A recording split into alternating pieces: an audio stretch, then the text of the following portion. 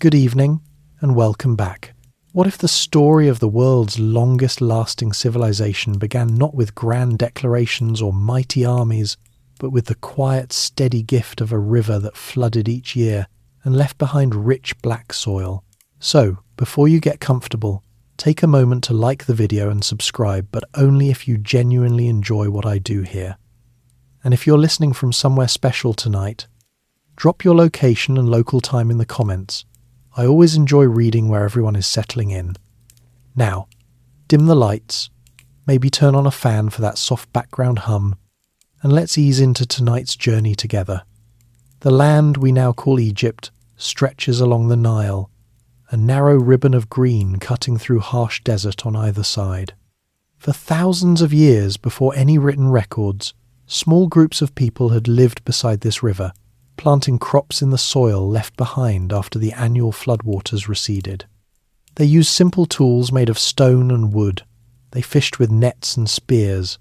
They buried their dead with care, placing a few useful items beside them. Life moved slowly, season by season, guided by the river's rhythm. Over time, these scattered communities grew larger. In the south, known later as Upper Egypt, the valley was narrower and the land more rugged. In the north, called Lower Egypt, the river spread out into a wide, fertile delta that reached toward the sea. The two regions developed their own local leaders and their own ways of doing things. They even had different gods and different symbols. The south favoured the tall white crown and the vulture goddess Nekbet. The north preferred the red crown and the cobra goddess Wadjet. For a long while, the two areas remained separate, sometimes trading, sometimes clashing. Then, around 5,000 years ago, something important began to change. Leaders in the south started to bring more villages under their control. One ruler in particular stands out in the stories passed down through later generations. His name was Nama, though some records also call him Menes. He is shown on a famous carved stone slab, wearing first the white crown of the south and then the red crown of the north. Whether he conquered the delta through battle or through clever alliances, the result was the same. For the first time, one man ruled both regions as a single kingdom. This joining of the two lands marked the beginning of what historians later grouped into dynasties, or families of rulers. Nama's success allowed the new kingdom to grow stronger. He and those who followed him set up a capital at a place where Upper and Lower Egypt met, near the point where the valley opens into the delta. They called it Ineb Hedge, the White Walls, though it would soon become known as Memphis. From there, officials could direct work on irrigation canals, collect grain taxes, and keep records using an early form of writing. The early kings understood that their power rested on keeping the Nile's flood under control and making sure the people had enough food. They organised teams of workers to clear channels and build small dams. They also began to think of the ruler as more than just a powerful chief. He was seen as the one who kept order, the one who made sure the land stayed fertile. This idea would grow deeper in the centuries ahead. Writing developed quickly once the kingdom was united. Scribes used pictures and signs pressed into wet clay or painted on pottery.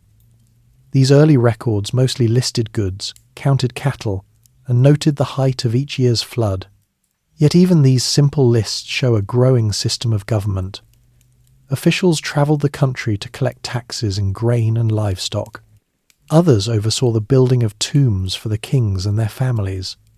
Religion played a central part in daily decisions.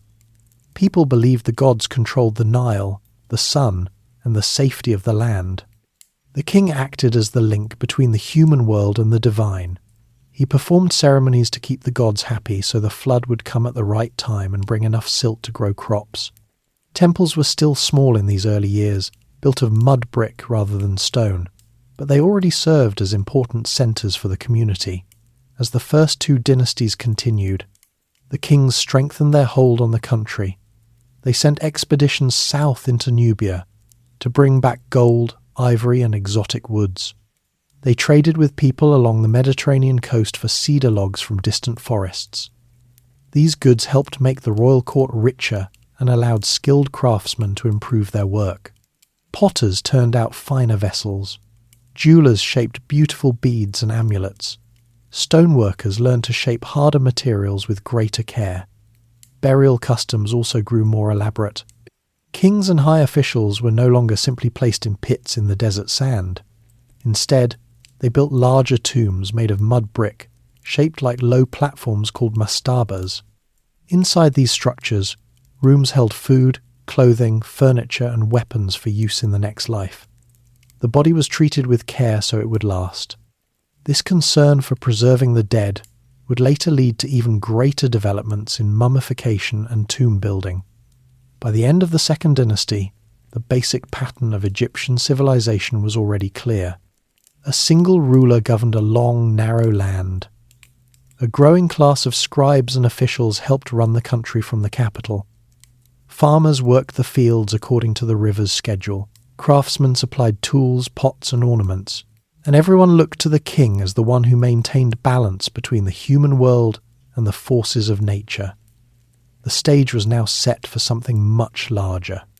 The next rulers would take the skills learned in these early centuries and turn them toward projects on a scale never seen before. Stone would replace mud brick. Royal tombs would rise higher and higher. The Old Kingdom was about to begin, and with it would come the first great age of pyramid building. Yet none of this happened suddenly. It grew step by step from the patient work of farmers who trusted the Nile, scribes who kept careful counts, and kings who understood that their strength came from keeping the two lands united and the river's gifts flowing year after year. The first kings and their capital. The rulers who followed the unification worked steadily to turn a newly joined land into a functioning state. The man often linked to the founding of the capital city was Hor-Ahar, sometimes identified in later accounts with the name Menes. He chose a location at the meeting point of the valley and the delta, a place the Egyptians called Ineb Hedge, meaning the white walls.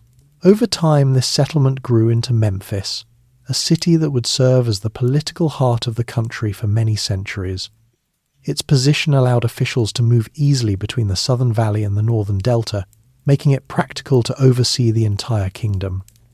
From Memphis, the kings directed the first systems of national administration. They divided the country into districts known as nomes, each with its own local governor who reported back to the central court. Every year, or every other year, the king and members of his court travelled through these districts in a ceremony called the Followers of Horus. During these tours they counted cattle, measured grain stores, and assessed the wealth of each area. The information gathered helped decide how much tax each region should contribute, usually in the form of grain, livestock, or labour. The collected goods went into royal storehouses in Memphis, where they could be redistributed when needed, especially in years when the Nile flood was lower than usual. Scribes played an essential role in keeping the system running. They used an improving system of writing that combined pictures and sound signs. These records were kept on clay tablets or on labels attached to jars and boxes. Most of the surviving examples list quantities of oil, cloth, or grain delivered to the palace. The ability to count and record accurately gave the kings greater control over resources than any earlier ruler had managed. Officials trained in these skills gradually formed a professional class that served the court year after year. The early kings also strengthened their connection to the divine.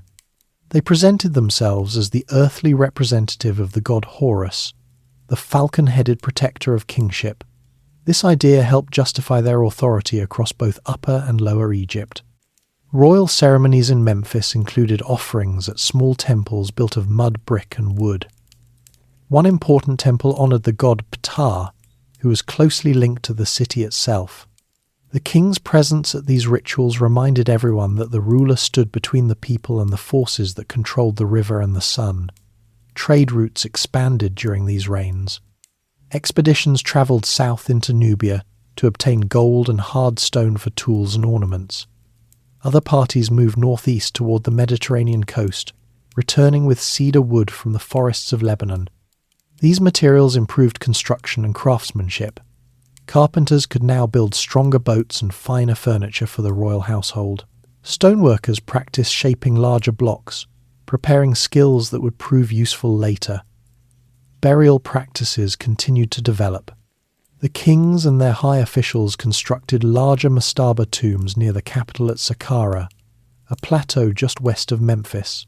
These rectangular structures of mud brick contained multiple rooms stocked with food, clothing, and everyday objects the deceased might need. Some tombs included small models of servants or workshops, an early hint of the belief that the next world mirrored life on Earth. The kings themselves were often buried at Abydos in the south, in underground chambers surrounded by smaller graves of servants and officials. This dual tradition reflected the need to honour both the new capital in the north and the older sacred sites in the south. Several kings of the First Dynasty left clear traces of their activities. Den, who ruled for several decades, organised military campaigns against groups in the eastern desert and improved irrigation works. He is shown on ivory labels wearing the double crown that combined the white and red symbols of the two lands. His reign appears to have been a time of relative stability, with steady agricultural output supporting a growing population. Later rulers such as Ka continued the pattern of careful record-keeping and regular tours of the provinces. As the First Dynasty drew to a close, the basic framework of government had taken shape. A central court at Memphis collected information, stored surplus food, and directed labour when large projects were needed. Local governors handled day-to-day affairs, but remained accountable to the king. The idea that the ruler maintained the balance of the land, an order later called Ma'at, was already becoming central to how Egyptians understood their world. The Second Dynasty brought new challenges and adjustments. Some rulers continued to favour Memphis, while others appear to have spent more time in the south. Peribsen chose a different divine association, linking himself with the god Seth rather than Horus. This shift may reflect regional tensions or a deliberate attempt to balance powers within the court. His inscriptions include one of the earliest complete sentences in Egyptian writing, speaking of the unification of the two lands under his care. Later in the dynasty, Khasekhemwy worked to restore harmony after a period of unrest. His name means the two powerful ones appear, suggesting a conscious effort to bring opposing forces together again. Khasekhemwy oversaw building projects that used more stone in their construction. His tomb at Abydos included a large enclosure and shows increasing skill in organising workers. By the end of his reign, the country had passed through roughly 400 years since unification. The systems of taxation, record-keeping, and royal ritual were now well established. Memphis had grown from a planned settlement into a busy centre with palaces, administrative buildings, and workshops. The kings of these early centuries did not rule alone. They relied on a circle of advisors, many of them members of the royal family or trusted nobles. Women sometimes held important positions, managing estates or serving in temple roles. The Queen Mother, in particular, often held influence, especially when a young king came to the throne. This network of families helped maintain continuity from one reign to the next. Agriculture remained the foundation of everything. Farmers planted emmer wheat and barley after the floodwaters withdrew in the autumn.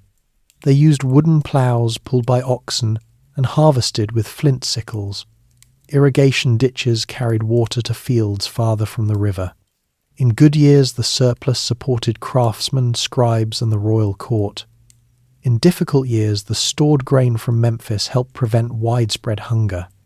The entire economy moved in rhythm with the Nile's annual cycle of flood, planting, and harvest. Craftsmen in the workshops near the capital produced goods for both daily use and royal display. Potters turned out storage jars with distinctive shapes that changed slightly with each generation, allowing later scholars to date layers of occupation. Jewelers worked with gold, carnelian, and turquoise to create necklaces and bracelets for the elite. Boat builders constructed vessels sturdy enough for long journeys along the river or even short trips along the coast. The population grew slowly but steadily. Villages along the Nile became more numerous, and Memphis itself housed several thousand people by the end of the Second Dynasty. Most residents lived in modest houses of sun-dried brick with flat roofs where families could sleep on warm nights.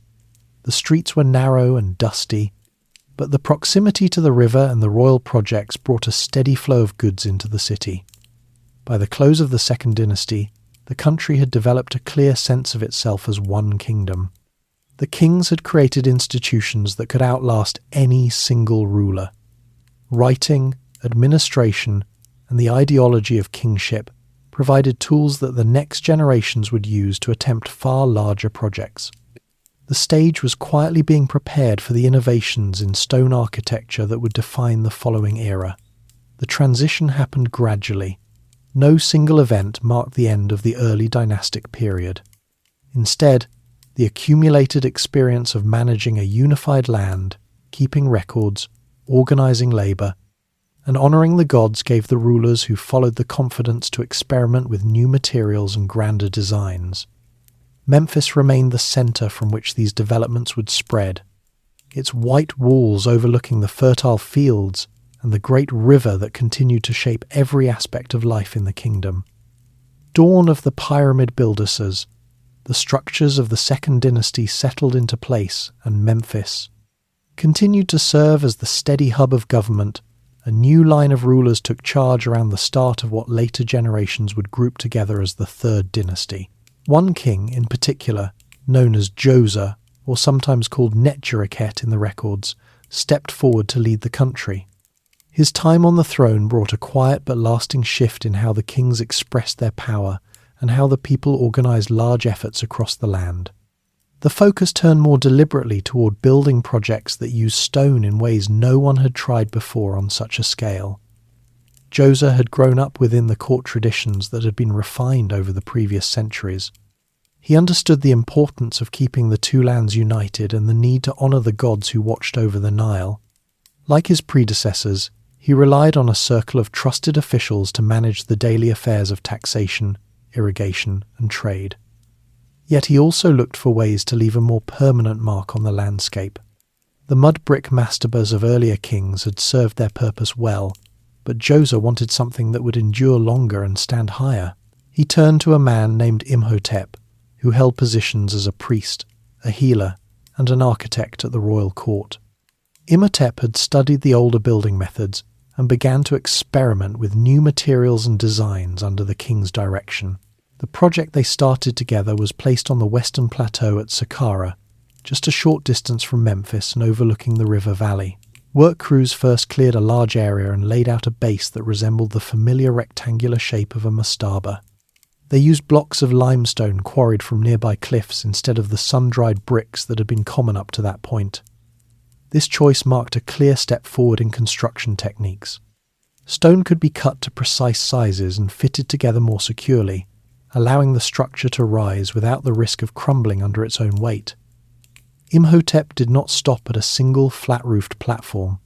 He directed the builders to add a second layer on top of the first, slightly smaller in size, and then another on top of that. The result was a series of steps that climbed upward in 6 distinct levels.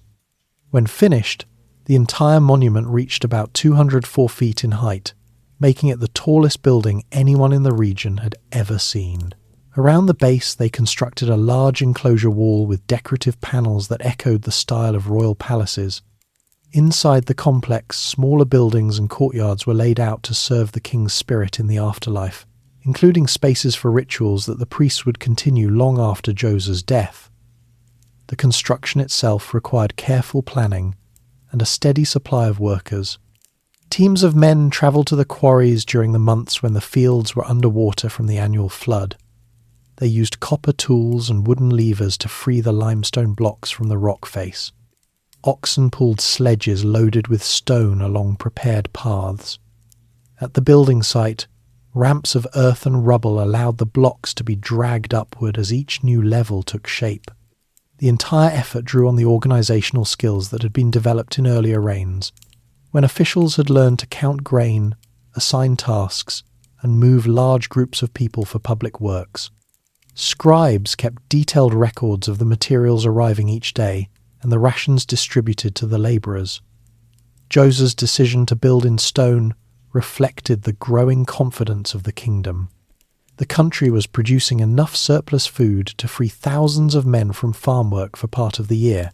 The Nile continued to provide reliable floods, and the systems of canals and storage helped smooth out any minor variations in the water levels. This stability allowed the court to invest resources in a project that would serve both practical and symbolic purposes. The step pyramid was not only a tomb but also a visible statement that the king maintained order across the land and that the gods favoured his rule. Its shape, rising toward the sky in stages, may have reminded people of the way the sun climbed each morning, or the primeval mound that Egyptian stories described as the first dry ground to emerge from the waters of creation. Imhotep's role in the project went beyond simple design. Later traditions remembered him as a wise counselor who understood both the practical side of engineering and the religious requirements of royal burial. He oversaw the placement of underground chambers beneath the pyramid, where Djoser's body would rest, along with rooms filled with stone vessels, tools, and other items meant for use in the next world.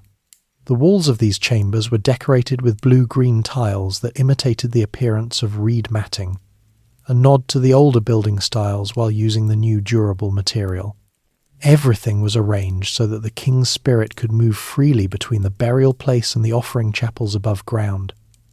News of the project spread along the river as boats carried supplies and workers back to their villages.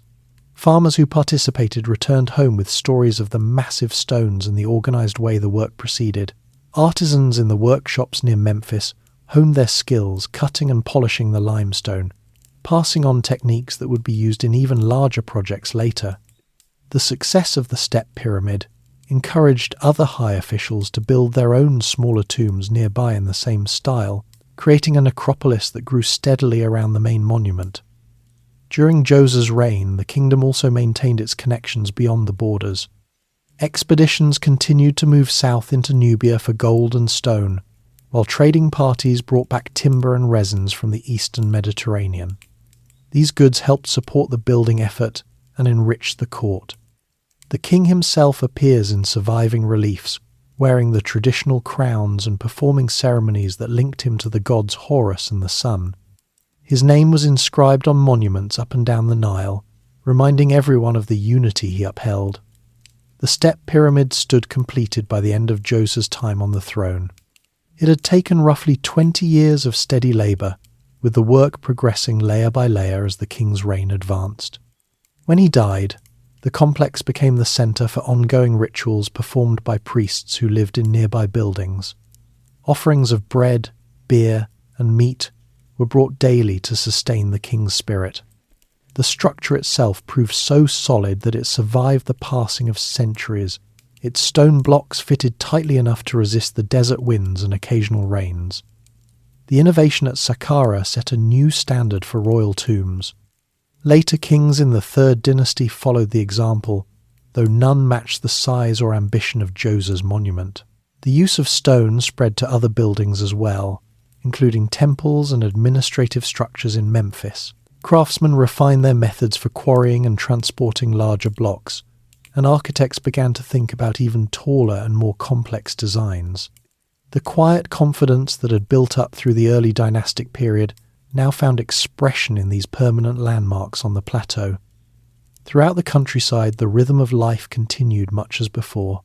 The Nile rose and fell each year, fields were planted and harvested, and taxes flowed into the royal storehouses. Yet the presence of the step pyramid changed the way people thought about their king and their place in the larger order. It stood as proof that coordinated effort could achieve something lasting and impressive.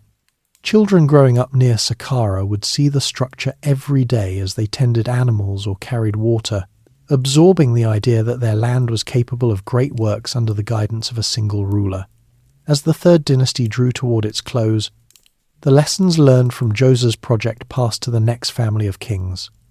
The Fourth Dynasty would take the step pyramid idea and push it further, smoothing the sides and aiming for even greater height. But the foundation had been laid at Saqqara. Imhotep's design showed that stone could be used not just for durability, but for creating shapes that reached toward the heavens. The Old Kingdom, with its focus on monumental architecture, had truly begun. The step pyramid also highlighted the growing specialization within Egyptian society. While farmers still formed the majority of the population, a class of skilled stoneworkers, surveyors, and overseers had become essential. These men worked under the direction of officials who reported directly to the court. Their knowledge would be refined and expanded in the reigns to come.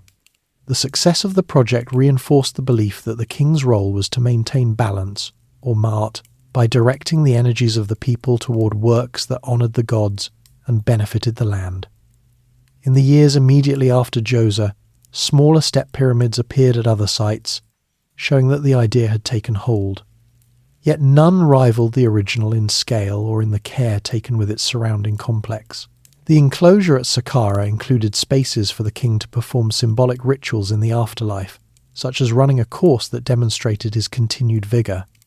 These details reflected the deep concern for ensuring that the ruler's spirit remained active and protective of the kingdom long after his earthly life ended. The transition from the early dynastic period to this new phase had happened without sudden upheaval. The same river, the same scribes, and the same traditions of kingship continued. What changed was the ambition and the material. Stone replaced brick, and the skyline of the western desert gained a permanent silhouette that would inspire awe for generations. Djoser and Imhotep had opened the door to an era where the kings would compete to build ever more impressive monuments, each one a testament to the stability and prosperity that the unified land could achieve. The step pyramid at Saqqara therefore served as a bridge between the simpler tombs of the past and the grand structures that would follow. It demonstrated that the kingdom's resources, when organised carefully, could produce works of lasting beauty and engineering skill. As the sun rose each morning over the Nile and cast its light on the stepped layers of limestone, the monument reminded everyone who saw it of the power that flowed from a single well-managed realm. The stage was now prepared for the next kings to take these innovations and create something even more remarkable on the plateau at Giza, the Great Pyramids of Giza. The success of the step pyramid at Saqqara encouraged the kings who followed to refine the techniques of stone construction even further. The fourth dynasty opened with Sneferu, a ruler who took the idea of a stepped structure and began smoothing its sides to create the first true pyramids with straight, sloping faces. He started one project at Maidum, where workers added layers and filled in the steps, but the design proved unstable, and the outer casing later collapsed in places. Undeterred, Sneferu moved north and built another pyramid at Dashur that started with a steep angle, but had to be adjusted midway when cracks appeared in the structure. The result became known as the Bent Pyramid. Still determined to achieve a perfect form, he completed a third one nearby, the Red Pyramid, with gentler slopes and a solid core of limestone blocks. These experiments taught the court valuable lessons about weight distribution, foundation stability, and the angle needed to keep the monument standing for centuries. Sneferu's son Khufu inherited a kingdom that was producing ample surplus and had a workforce skilled in moving massive stones. He chose a new site on the Giza Plateau, a few miles north of Saqqara and still within easy reach of Memphis. The location offered a firm bedrock foundation and a clear view across the Nile Valley. Khufu directed his architects to design a pyramid that would surpass everything built before. The Great Pyramid, as it came to be called, rose in a series of carefully levelled courses of limestone. Each block averaged 2.5 tons, and the finished structure contained roughly 2,300,000 of them. When completed, it stood 481 feet tall, with sides that measured 756 feet at the base.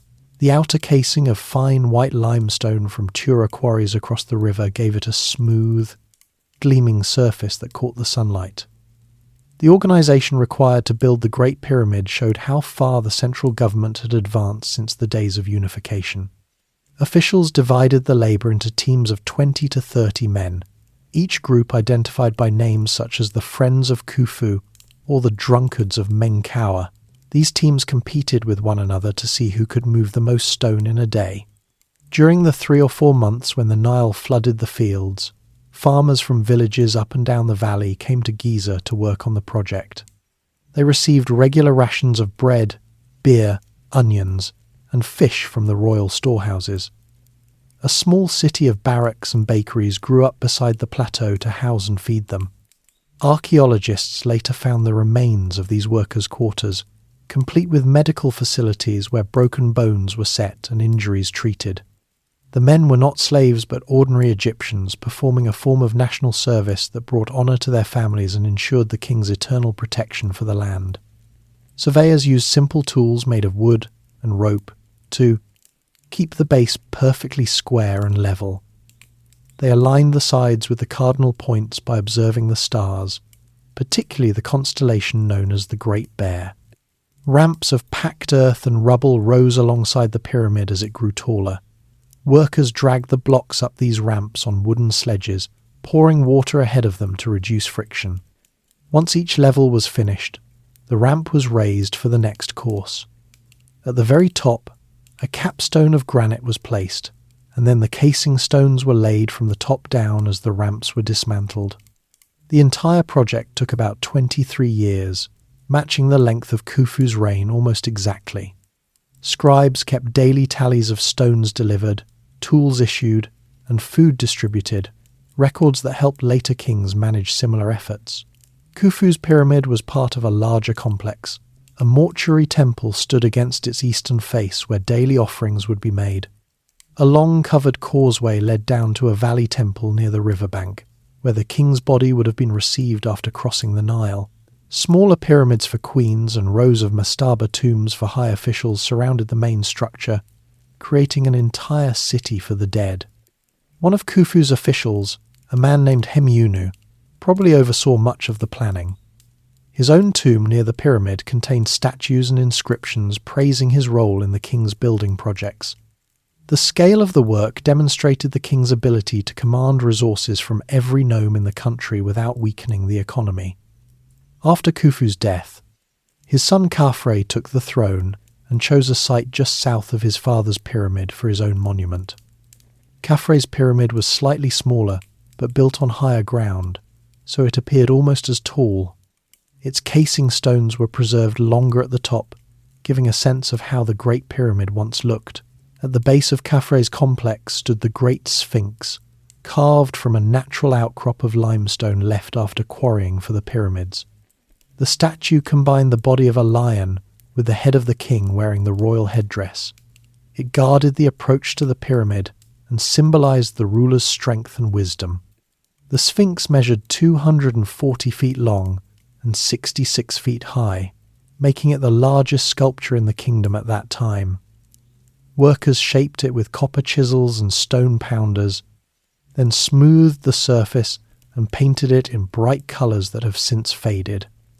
Khafre's reign continued the same administrative systems that had supported his father. The same teams of labourers returned year after year, now experienced and efficient. The royal workshops produced more tools and sledges, and the supply lines from distant quarries ran smoothly. Trade continued to bring in cedar from Lebanon for boats and incense for temple rituals. The court at Memphis remained the centre of decision-making, with officials travelling regularly to check on provincial affairs. Khafre's pyramid complex included an even larger valley temple, built of massive granite blocks transported from Aswan far to the south. These blocks were so precisely cut that they fitted together without mortar. The third major pyramid at Giza belonged to Menkaure, Khafre's son. His monument was smaller still, standing only 228 feet high, but it used high-quality granite for the lower 16 courses, giving it a distinctive appearance. Menkaure's reign was shorter, and the work on his pyramid may have been rushed toward the end. Even so, the complex followed the same pattern of mortuary temple, causeway, and valley temple. Smaller pyramids for queens completed the group. Together, the three structures at Giza formed a striking skyline visible for miles across the desert and the green valley. They represented the peak of the Old Kingdom's power and prosperity, a time when the central authority could mobilize tens of thousands of people for projects that served no immediate practical purpose, beyond honouring the king and ensuring his place among the gods.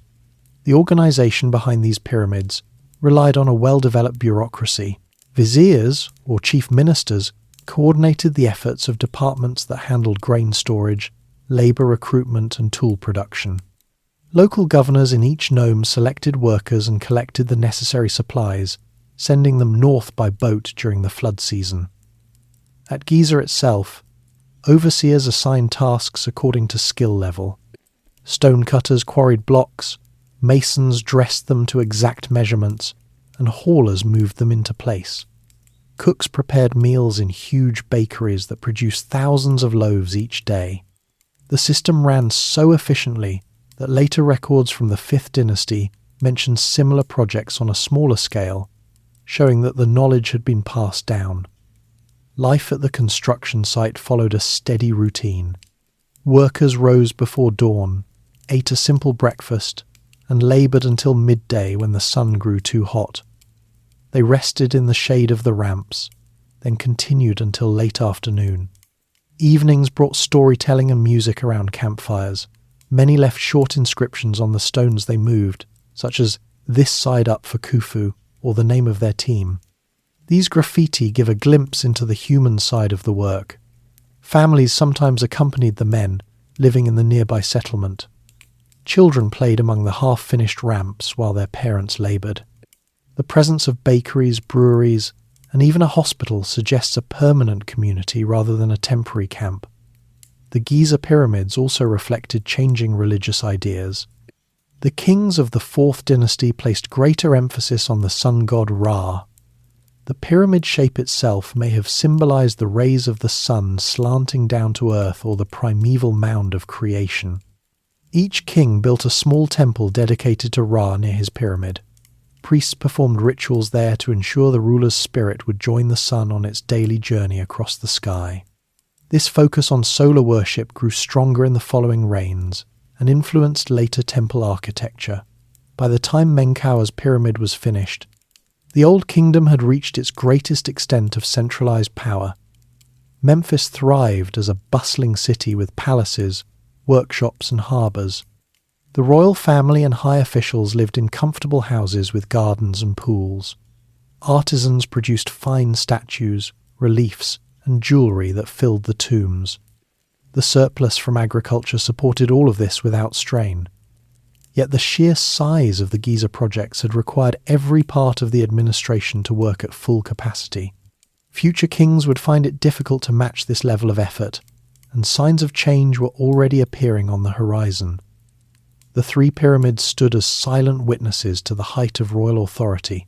Their alignment and proportions demonstrated advanced knowledge of mathematics and astronomy. Later visitors, even in ancient times, marvelled at the precision of the joints between casing stones, so tight that a knife blade could not fit between them. The monuments served their purpose for centuries, protecting the king's bodies and ensuring their eternal offerings.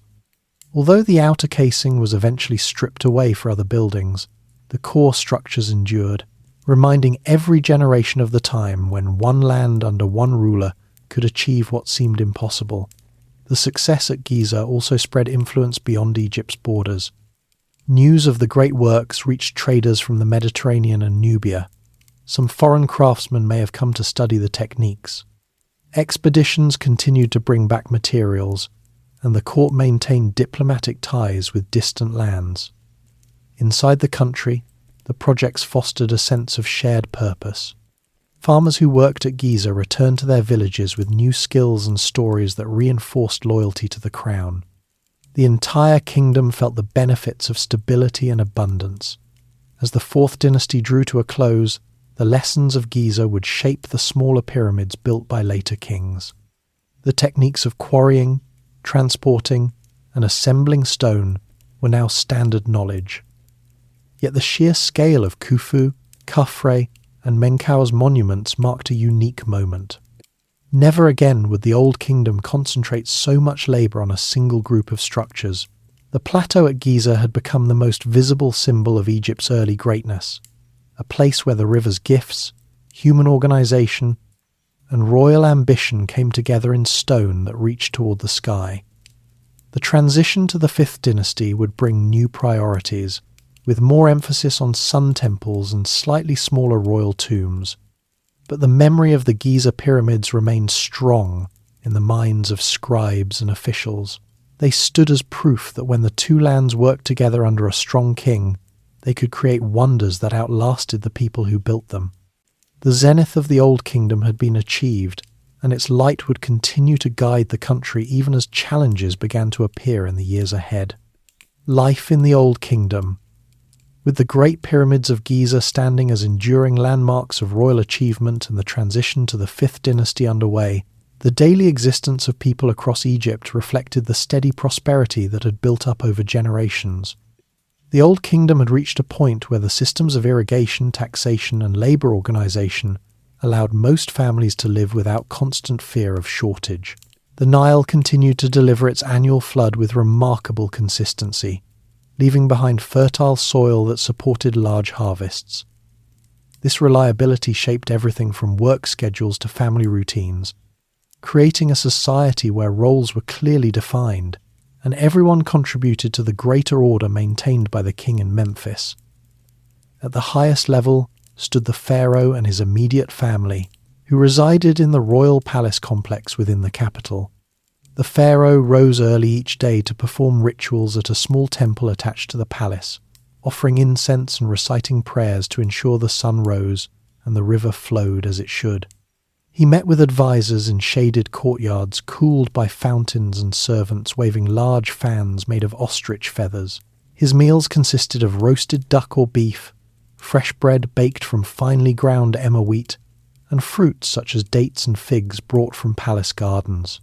Clothing for the royal household used the softest white linen, woven from flax grown on royal estates. The pharaoh often wore a pleated kilt with a broad collar of gold and semi-precious stones, while queens and princesses appeared in long, fitted dresses that fell straight to the ankles, sometimes layered with sheer shawls. Servants attended to every need, from bathing with scented oils to preparing the royal barge for trips along the river. Children of the royal family received lessons in reading, writing, and statecraft from the most learned scribes, preparing them for future responsibilities. Directly supporting the pharaoh were the high officials and scribes who ran the government from offices in Memphis and travelled regularly to the provinces. These men lived in larger mud brick homes with several rooms, small gardens, and storage areas for grain and household goods.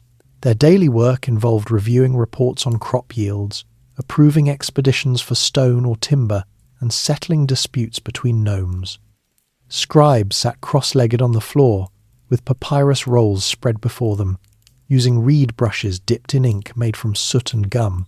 They wore practical linen kilts that ended above the knee, often with a simple belt, and sandals of woven papyrus for walking the dusty streets. Their food was nourishing and varied within the limits of what the land provided. Thick loaves of bread, barley beer brewed in large jars, bowls of stewed vegetables including leeks, cucumbers, and lentils, and grilled fish caught fresh from the Nile. Families in this class valued education highly, teaching sons the art of writing so they could follow in their father's footsteps. Evenings often brought visits from colleagues, where conversations turned to matters of administration, while children played nearby with wooden toys or small balls. Craftsmen and artisans formed an important middle layer, clustered in workshops near the palace or temple complexes. Stone carvers, potters, jewellers, and carpenters produced the tools, vessels, and ornaments used throughout the kingdom. They worked in groups under the supervision of overseers, shaping limestone blocks with copper chisels or turning clay on simple wheels to create storage jars.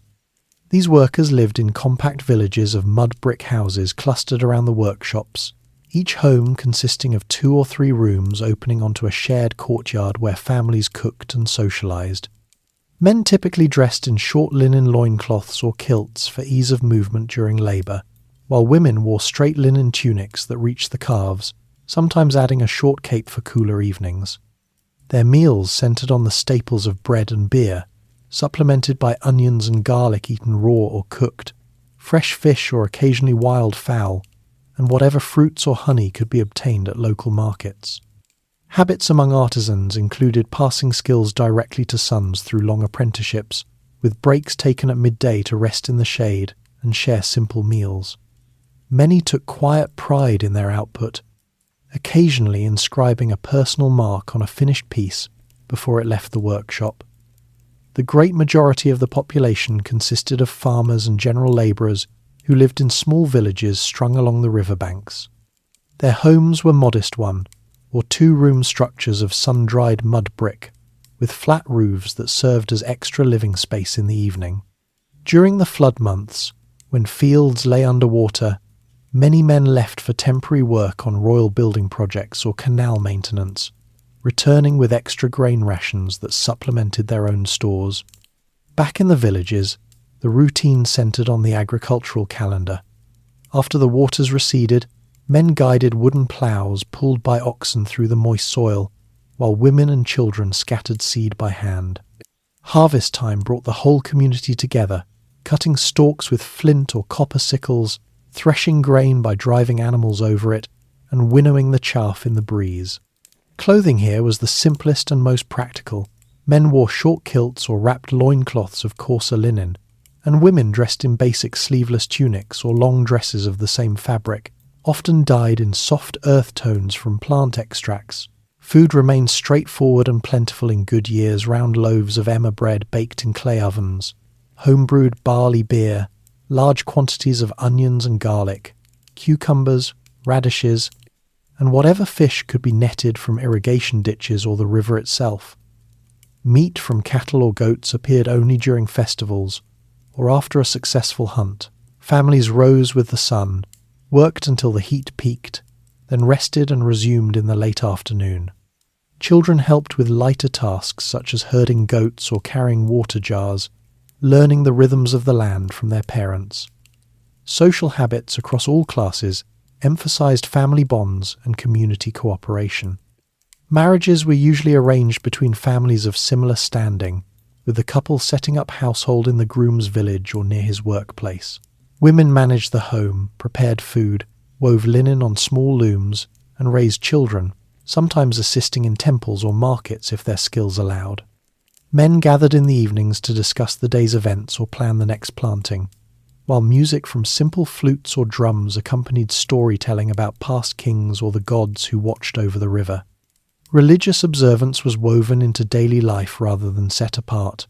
Small household shrines held offerings of bread and beer, and people wore amulets of faience or stone for protection. Festivals marking the flood or the harvest brought villagers together for shared meals and processions, reinforcing the sense of belonging to a larger kingdom under the pharaoh's care. This layered society functioned smoothly because each group understood its place and the benefits it received. Farmers knew their labour fed the court and funded the temples, while officials recognized that fair tax collection kept the villagers content. Artisans supplied the tools that made farming and building possible, and the pharaoh's rituals were believed to guarantee the Nile's generosity. Housing everywhere used the abundant Nile mud, baked into bricks under the sun, providing cool interiors even in the hottest months.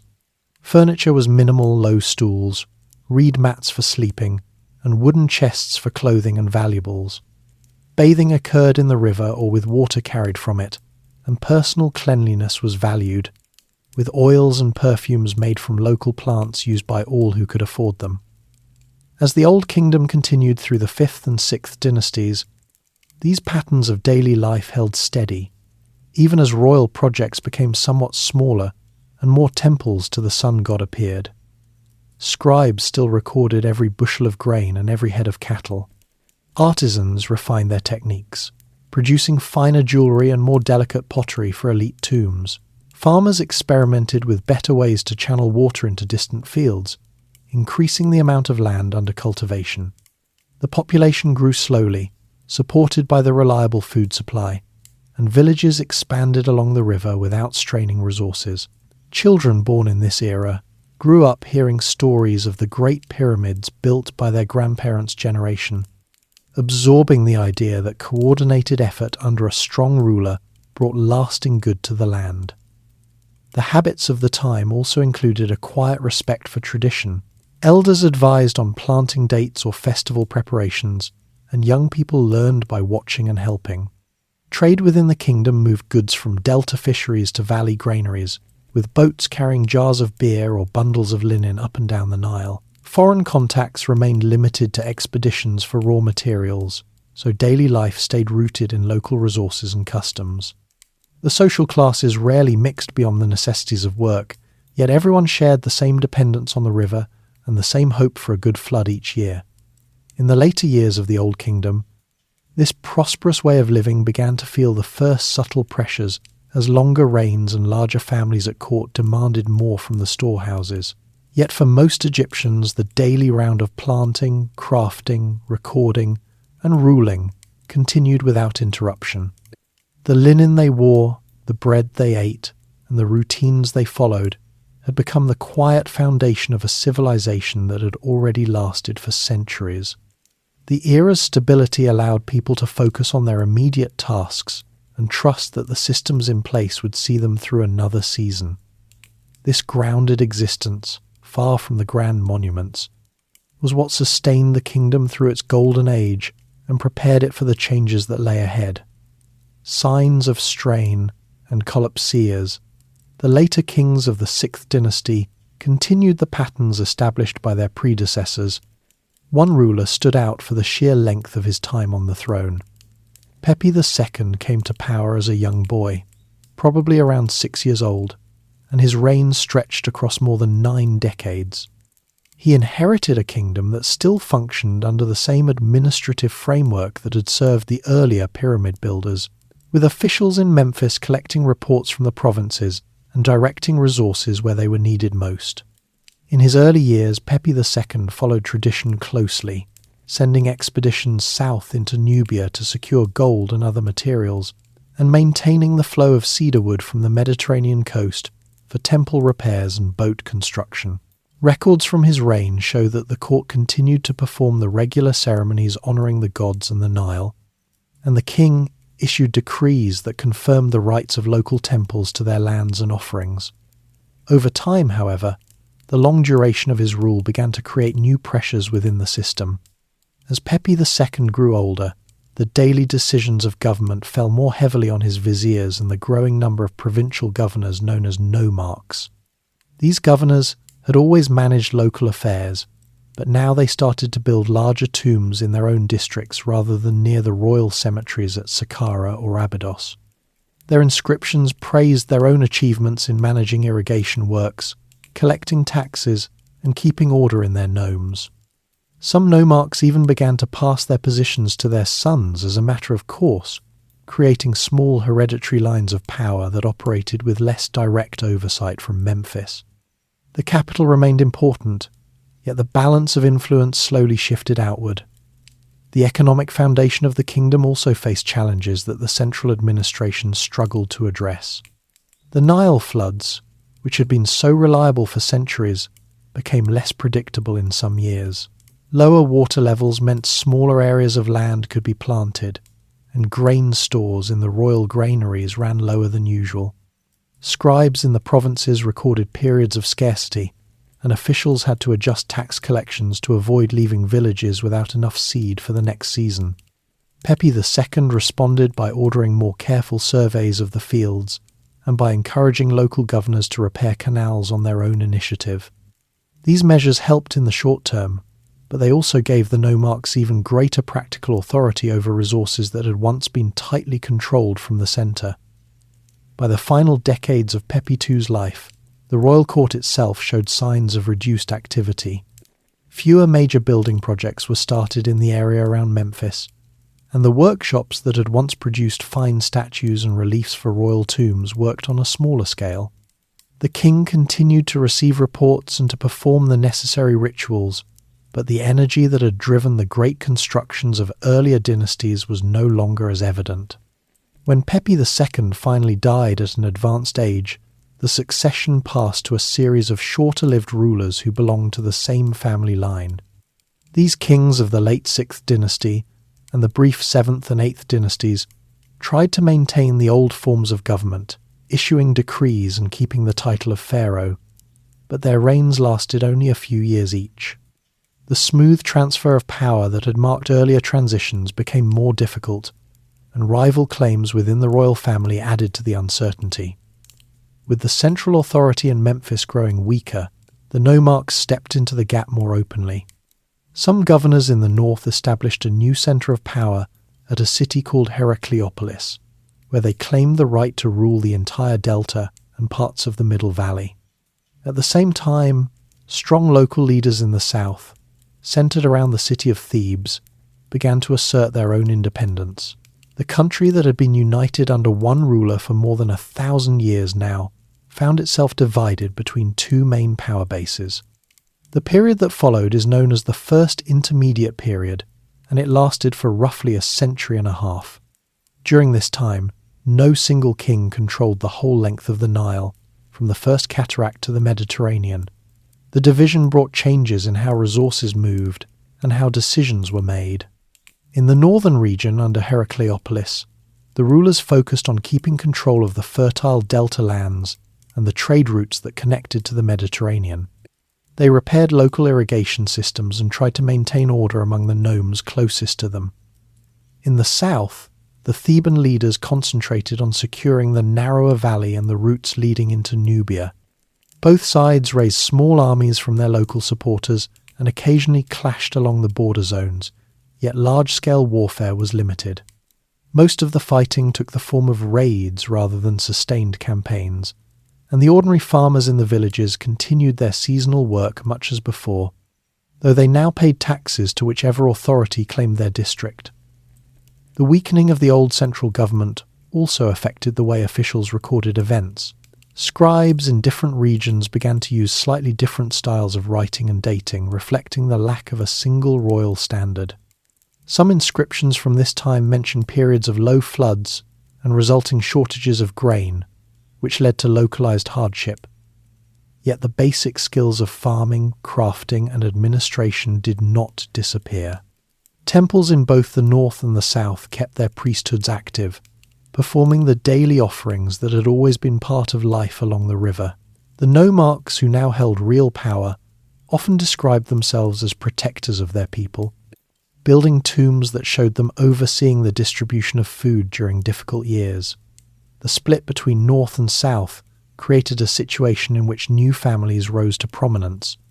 In Heracleopolis, the rulers of what historians later called the 9th and 10th dynasties worked to stabilize their territory and even attempted to expand southward when conditions allowed. In Thebes, the governors of the 11th dynasty gradually strengthened their position, improving irrigation in their area and forming alliances with neighboring nomes. These two centres operated independently for decades, each claiming to be the legitimate continuation of the Old Kingdom. The idea of a single ruler over the two lands remained alive in the minds of scribes and priests, yet the practical reality was one of regional control. Throughout this period of divided rule, the Nile itself continued to shape the possibilities and limits of daily existence. When the floods were adequate, villages produced enough to support their local governors and to trade small surpluses with neighbouring districts. When the waters stayed low, communities tightened their belts and relied on stored grain from better years. The nomarchs who managed these local affairs gained experience in handling crises without waiting for instructions from a distant capital. This practical independence helped keep the country functioning, even if the grand projects of the Old Kingdom were no longer attempted.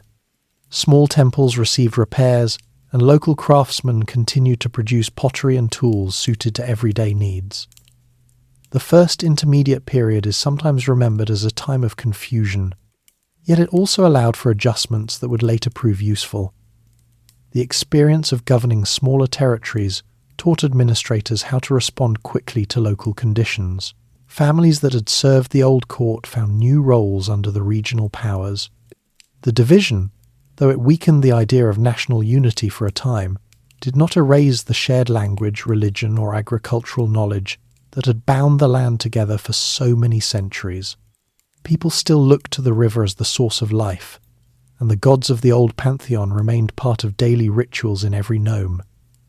As the decades passed, the two main centres of power began to eye each other more closely. The rulers in Thebes started to push northward, seeking to bring more nomes under their influence through diplomacy and occasional military pressure. The Heracleopolitan kings responded by reinforcing their southern borders. These movements set the stage for a new effort at reunification, but that lay in the future. For now, the country existed in a state of regional autonomy, with Memphis no longer the undisputed heart of government. The long reign of Pepi II had marked the end of an era in which one court could direct every aspect of life along the Nile. The systems he left behind had been stretched by time and circumstance, allowing new centres of authority to emerge. The transition from the Old Kingdom to this intermediate phase happened gradually, without a single dramatic break. Pepi II's advanced age and the short reigns that followed simply allowed existing tendencies toward local control to become more pronounced.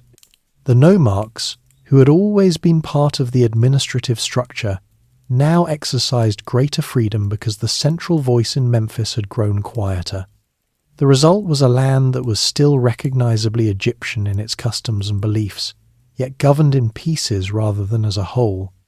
This arrangement would persist until stronger leadership in the south found a way to restore the unity that Narmer had first achieved more than 1,000 years earlier. The quiet shifts that occurred during Pepi II's later years and the decades after his death remind us that even the most enduring kingdoms face moments when their central institutions need time to adapt. The river kept flowing, the fields kept producing according to its rhythm, and the people kept working the land under whatever authority claimed their loyalty at the moment. The first intermediate period, for all its division, preserved the core elements of Egyptian civilization and prepared the way for the next chapter of reunification. The stage was now set for leaders from Thebes to begin the work of bringing the two lands together once more, reunification, under Mentuhotep. The leaders in Thebes, who had gradually extended their influence during the later years of division, belonged to a family that historians would later label the 11th dynasty. The first notable figure among them was a governor named Intef, who strengthened control over several southern nomes and began to style himself as a king with authority reaching beyond his local district. His successors, also named Intef, continued this process by securing the routes into Nubia and improving the irrigation channels that fed the fields around Thebes. These rulers operated from a palace complex built on the east bank of the Nile, where they directed local officials to collect taxes and maintain order in the areas under their sway. The focus remained on practical matters such as ensuring steady water flow and protecting trade caravans moving south, which brought gold and other resources that helped build their strength. One member of this line, Mentuhotep II, whose full royal name was Nebhepetra Mentuhotep, took the throne after his father's short reign and immediately set about expanding the territory that Thebes controlled. He had spent his early years observing how the northern rulers at Heracleopolis managed their delta lands, and how their influence sometimes reached into the Middle Valley. Mentuhotep II understood that lasting stability would require more than local dominance, and he began by appointing trusted men from Theban families to key positions as governors in the nomes closest to his base. These appointments helped create a network of loyal administrators who could report directly to the court and coordinate efforts across a wider region. He also encouraged the repair of neglected canals and the planting of additional fields to increase the grain surplus available for supporting larger groups of workers and soldiers. After several years of careful preparation, Mentuhotep II turned his attention northward in a series of measured campaigns. His forces moved along the river in boats and overland paths, securing one nome after another through a combination of negotiation and, when necessary, direct confrontation with local supporters of the Heracleopolitan kings. The fighting was never on the scale of later empire-building wars, but it involved disciplined groups of spearmen and archers who relied on the logistical support of supply boats carrying grain and weapons. By the 14th year of his reign, the southern and middle parts of the valley were firmly under Theban control. Mentuhotep II then pressed on toward the delta, where the Heracleopolitan rulers had their main centre. The decisive engagements took place near the border zones between the two regions, where Theban troops outmaneuvered the northern defenders and gained control of key crossing points on the Nile. With the fall of Heracleopolis itself, the last organized resistance in the north collapsed, and Mentuhotep II could claim rule over the entire length of the two lands for the first time in more than a century. Once the reunification was achieved, Mentuhotep II worked to restore the administrative systems that had existed in earlier centuries. He re-established Memphis as an important secondary center for government business, sending officials there to oversee the collection of taxes from the Delta nomes and to coordinate the distribution of resources across the country. Scribes once again used a standardized system of dating based on the king's regnal years, and reports from every district flowed back to the court in Thebes, where decisions on major projects and appointments were made. The king confirmed the rights of temples throughout the land to their traditional lands and offerings, which helped rebuild confidence among the priests and local communities. He also appointed a new vizier from a Theban family to serve as the chief administrator, ensuring that the central authority could respond quickly to any local shortages or disputes. Mentuhotep II's approach to governance emphasized balance between the needs of the provinces and the requirements of the unified state. Governors who had shown loyalty during the campaigns were allowed to keep their positions, but they now reported through a clearer chain of command that linked them to the royal court. This arrangement reduced the independence that nomarchs had enjoyed during the period of division, while still drawing on their experience in managing local irrigation and tax collection. The king travelled periodically through the nomes to inspect the work himself, meeting with officials and observing the condition of the fields. These tours helped reinforce the idea that the ruler stood at the centre of the land's well-being, just as the earlier kings had done. But now with Thebes serving as the primary seat of power, the return of unity also opened opportunities for larger building projects that had not been feasible during the divided years. Mentuhotep II directed the construction of a new mortuary temple on the west bank of the Nile at Deir el-Bahri, a site chosen for its natural bay in the cliffs overlooking the river valley. Workers quarried limestone from nearby sources and shaped it into a series of terraces that rose in steps toward the cliff face. The design included colonnaded courts and ramps that allowed processions to move upward, with spaces set aside for daily offerings to sustain the king's spirit. The temple complex also housed shrines dedicated to the gods Amun and Montu, who had become particularly important in Thebes. This project employed craftsmen and labourers from across the reunified kingdom, drawing on the organisational skills that had been preserved in the provinces, and giving people a shared sense of participation in a national effort once more. With the country at peace internally, Mentuhotep II turned some attention to the borders. Expeditions moved south into Nubia to secure the trade routes for gold and stone, while others travelled to the eastern desert to reopen mines that had fallen out of use. The goods that arrived back in Thebes and Memphis supported the workshops that produced tools, pottery, and decorative items for temples and elite households. Trade contacts with the Mediterranean coast resumed on a steadier basis, bringing cedar wood that was used for boat construction and temple doors. These exchanges helped restore the flow of materials that had slowed during the years of division, and the surplus grain stored in royal facilities allowed the court to support a growing number of specialists in administration and craftsmanship. The reunification also influenced the way people in the villages experienced daily life. Farmers in both the north and south now paid their taxes to a single authority, and the standardized collection methods reduced some of the uncertainties they had faced when borders shifted. Irrigation projects that had been started under local governors were now linked into larger networks coordinated from the centre, which improved water distribution in years of lower floods. Communities along the river began to see more boats carrying officials and supplies, and the presence of these travellers reminded them that the land operated as one kingdom again.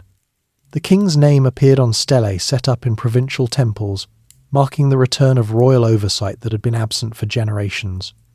Mentuhotep II ruled for more than 50 years after achieving unity, giving the new order time to take root. In his later reign, he focused on maintaining the systems he had established, appointing successors to key offices from families that had proven reliable during the campaigns. He also encouraged the development of literature and record-keeping, with scribes producing accounts of the reunification that were copied and preserved in temple libraries. These writings emphasized the king's role in restoring order and protecting the land from the instability that had come before. The court at Thebes grew more formal, with rituals performed according to traditions that combined elements from both northern and southern practices. By the time Mentuhotep II's reign drew to a close, the Middle Kingdom had begun in earnest. His successors in the 11th dynasty continued the work of consolidation, though none matched the length of his rule or the scale of his building at Deir el-Bahri. The transition to the 12th dynasty occurred smoothly when a new family took the throne, building directly on the foundations he had laid. The reunified kingdom now possessed stronger borders, more reliable administration, and a renewed sense of shared purpose among its provinces. Temples across the land received regular support, and the workshops in Memphis and Thebes resumed producing the finer goods that marked periods of stability. The efforts of Mentuhotep II had demonstrated that the two lands could function best when guided by a single centre of authority that respected the traditions of every region. His success in ending the division set the pattern for the Middle Kingdom, a time when kings would focus on practical improvements such as expanded irrigation, fortified borders, and steady trade. The temple at Deir el-Bahri stood as a visible reminder of this achievement, its terraces blending with the cliffs and serving as a place where future rulers would come to honour the gods and the memory of the king, who had brought unity back to the Nile. The land that had once been split between rival centres now moved forward together, with the river linking every part of the kingdom in a common rhythm of flood and harvest under a restored central government. Mentuhotep II's long rule also allowed time for the development of new artistic styles that reflected the reunified state. Sculptors created statues showing the king in both traditional poses and more individualized features that captured his role as a restorer. These works were placed in temples and tombs throughout the country, helping to spread a consistent royal image. Officials who had served during the campaigns received rewards of land and titles, which encouraged loyalty and ensured that the administrative class remained invested in the success of the new order. The period after reunification saw a gradual increase in population and agricultural output, as the stability allowed farmers to plan over longer seasons without fear of sudden changes in authority. As the 11th dynasty concluded, the lessons of Mentuhotep II's time shaped the expectations for future kings. The Middle Kingdom would build on his achievements by creating a more balanced system of governance that combined strong central direction with capable local administration. The return of unity had not erased the experiences of the divided years, but had instead incorporated the practical knowledge gained during that time into a stronger framework. The Nile continued to provide the foundation, yet now the entire length of the river operated under one ruler who could direct resources where they were needed most. Mentuhotep II had shown that division could be overcome through steady preparation and decisive action, and his reign marked the beginning of an era in which Egypt would once again project confidence both inside its borders and beyond them. The reunification under Mentuhotep II therefore represented a turning point that carried the country into the Middle Kingdom with renewed institutional strength. The court, the provinces, and the people along the river all benefited from the restored order, setting the stage for further developments in irrigation, trade, and royal building that would define the centuries ahead. The king's work at Deir el-Bahri and his administrative reforms provided a model that his successors would follow and expand, ensuring that the unity achieved after so many years of separation would endure. Stability and expansion in the Middle Kingdom. The successors of Mentuhotep II in the 11th dynasty maintained the unity he had restored, though their reigns were shorter and focused mainly on consolidating control within the borders. The last ruler of that line, Mentuhotep IV, left few major monuments, and the transition to a new family occurred smoothly when a vizier named Amenemhat rose to the throne as Amenemhat I. He came from a Theban background but recognized the practical advantages of a more central location for governing the entire country. Early in his reign, he established a new capital called Ichtawi, which means Sizer of the Two Lands, situated near the entrance to the Fayum Oasis and not far from the old centre at Memphis. This move allowed officials to oversee both the southern valley and the northern delta with greater efficiency, and the court settled into the new palace complex with its administrative buildings and storehouses. Amenemhat I introduced a system of co-regency to ensure smoother successions and reduce the risk of instability. He named his son Senusret as co-ruler during his own lifetime, so that the younger king could gain experience in managing expeditions and provincial affairs, while the father continued to handle major policy decisions. This arrangement became a standard practice for the 12th dynasty and helped the kingdom avoid the disruptions that had followed long reigns in earlier periods. Under their joint direction, the administration reviewed land holdings across the nomes and adjusted tax assessments to reflect current agricultural output. Scribes conducted fresh surveys of fields and canals, which provided more accurate records for planning future projects. One of the most significant developments during the early 12th dynasty was the large-scale improvement of irrigation in the Fayum region. The Fayum was a natural depression west of the Nile that filled with water during the annual flood, creating a large lake. Amenemhat II and his successors directed workers to build canals that connected the depression more directly to the river, allowing controlled flooding and drainage throughout the year. Teams of labourers cleared old channels, constructed earthen dikes, and dug new feeder canals that brought water to thousands of additional acres. The reclaimed land was then planted with emmer wheat, barley, and flax, producing a steady surplus that could be stored in royal granaries or distributed during years of lower floods elsewhere. This project not only increased the total food supply, but also demonstrated the central government's ability to coordinate large public works once more. Senusret I, who ruled first as co-regent and then alone for over 40 years, continued his father's policies while expanding trade and military presence beyond the borders. He sent expeditions south into Nubia to secure the gold mines and the routes that brought ivory and ebony from farther south. At the same time, he strengthened ties with the coastal regions to the northeast, where Egyptian merchants exchanged grain and linen for timber and copper. Within the country, he supported temple building at sites such as Karnak and Heliopolis, ensuring that the priesthoods received regular offerings and that the gods continued to be honoured according to tradition. The court at Ichtawi grew more organised, with departments handling everything from the collection of taxes in kind to the distribution of tools for provincial projects. The next rulers, Amenemhat II and Senusret II, maintained this stability and focused on further agricultural improvements. Senusret II, in particular, expanded the Fayum irrigation network, adding more dikes and sluice gates that allowed farmers to regulate water levels with greater precision. Villages in the region prospered, and new settlements appeared on the newly productive land. Officials from the capital travelled regularly to inspect these works and to record the yields, which helped the government plan for national needs. Trade continued to flourish, with records showing increased imports of cedar logs used for constructing larger boats capable of carrying heavier loads along the Nile. The reign of Senusret III marked a high point of strength and organisation within the Middle Kingdom. He came to the throne after a period of steady growth and immediately turned his attention to securing the southern frontier. Nubia had long been a source of valuable resources, but local groups sometimes disrupted the trade routes.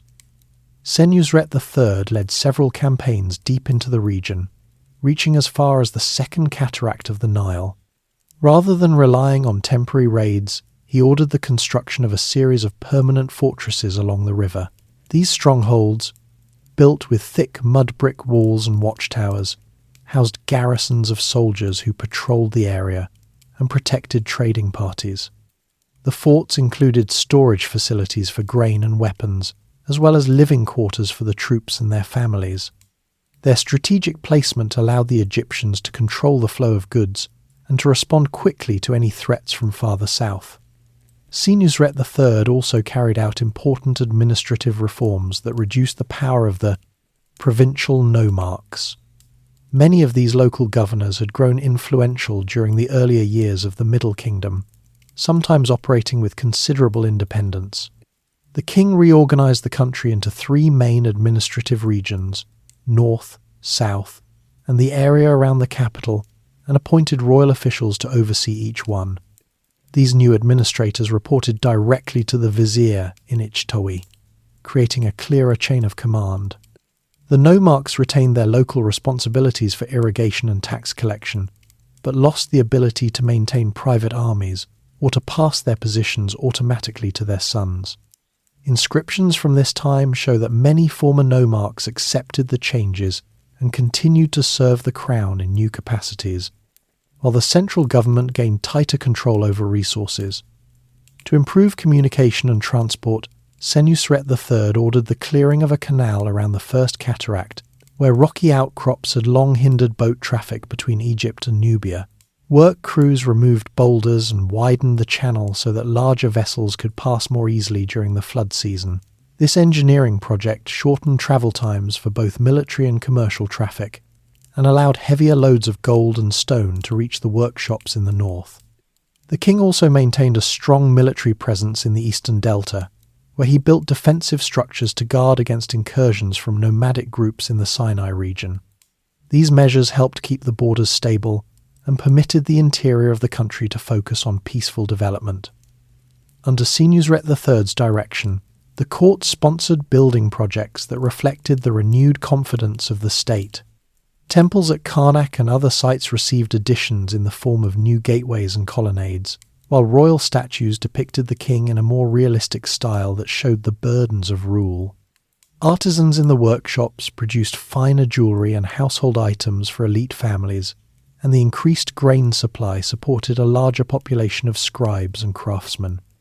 Expeditions continued to bring back exotic materials, including turquoise from the Sinai mines and incense from the Red Sea coast, which were used in temple rituals and for personal adornment.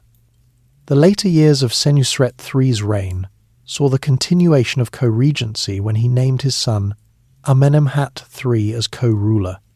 This ensured that the policies of border security and internal organization carried forward without interruption. Amenemhat III oversaw further expansions in the Fayum, completing additional canals and reservoirs that turned the oasis into one of the most productive areas in the kingdom. He also encouraged mining operations in the eastern desert, where new shafts yielded copper and semi-precious stones. Trade with the Levant and the Aegean increased, as evidenced by finds of Egyptian goods in those regions and foreign objects appearing in Egyptian tombs. Throughout the 12th dynasty, the central government at Ichtawi kept detailed records of every aspect of national life. Scribes tracked the height of the Nile flood each year, the amount of grain collected in taxes, and the number of workers assigned to public projects. This information allowed officials to anticipate shortages and to move supplies from surplus areas to regions in need. The system proved resilient even when occasional low floods occurred, because the stored grain and the expanded farmland in the Fayum provided a buffer. Provincial towns along the Nile benefited from this stability. With local temples receiving regular support and markets operating on a more predictable schedule, the Middle Kingdom under these rulers represented a time of balanced growth rather than the massive pyramid construction of earlier centuries. Resources were directed toward practical improvements that benefited the population as a whole, such as better water management and secure trade routes. The army remained professional but was used mainly for defence and escort duties rather than large conquests. This approach allowed the kingdom to thrive internally while projecting strength at the borders. Families in the villages continued their seasonal routines with greater assurance that the central authority would maintain order and provide assistance when needed.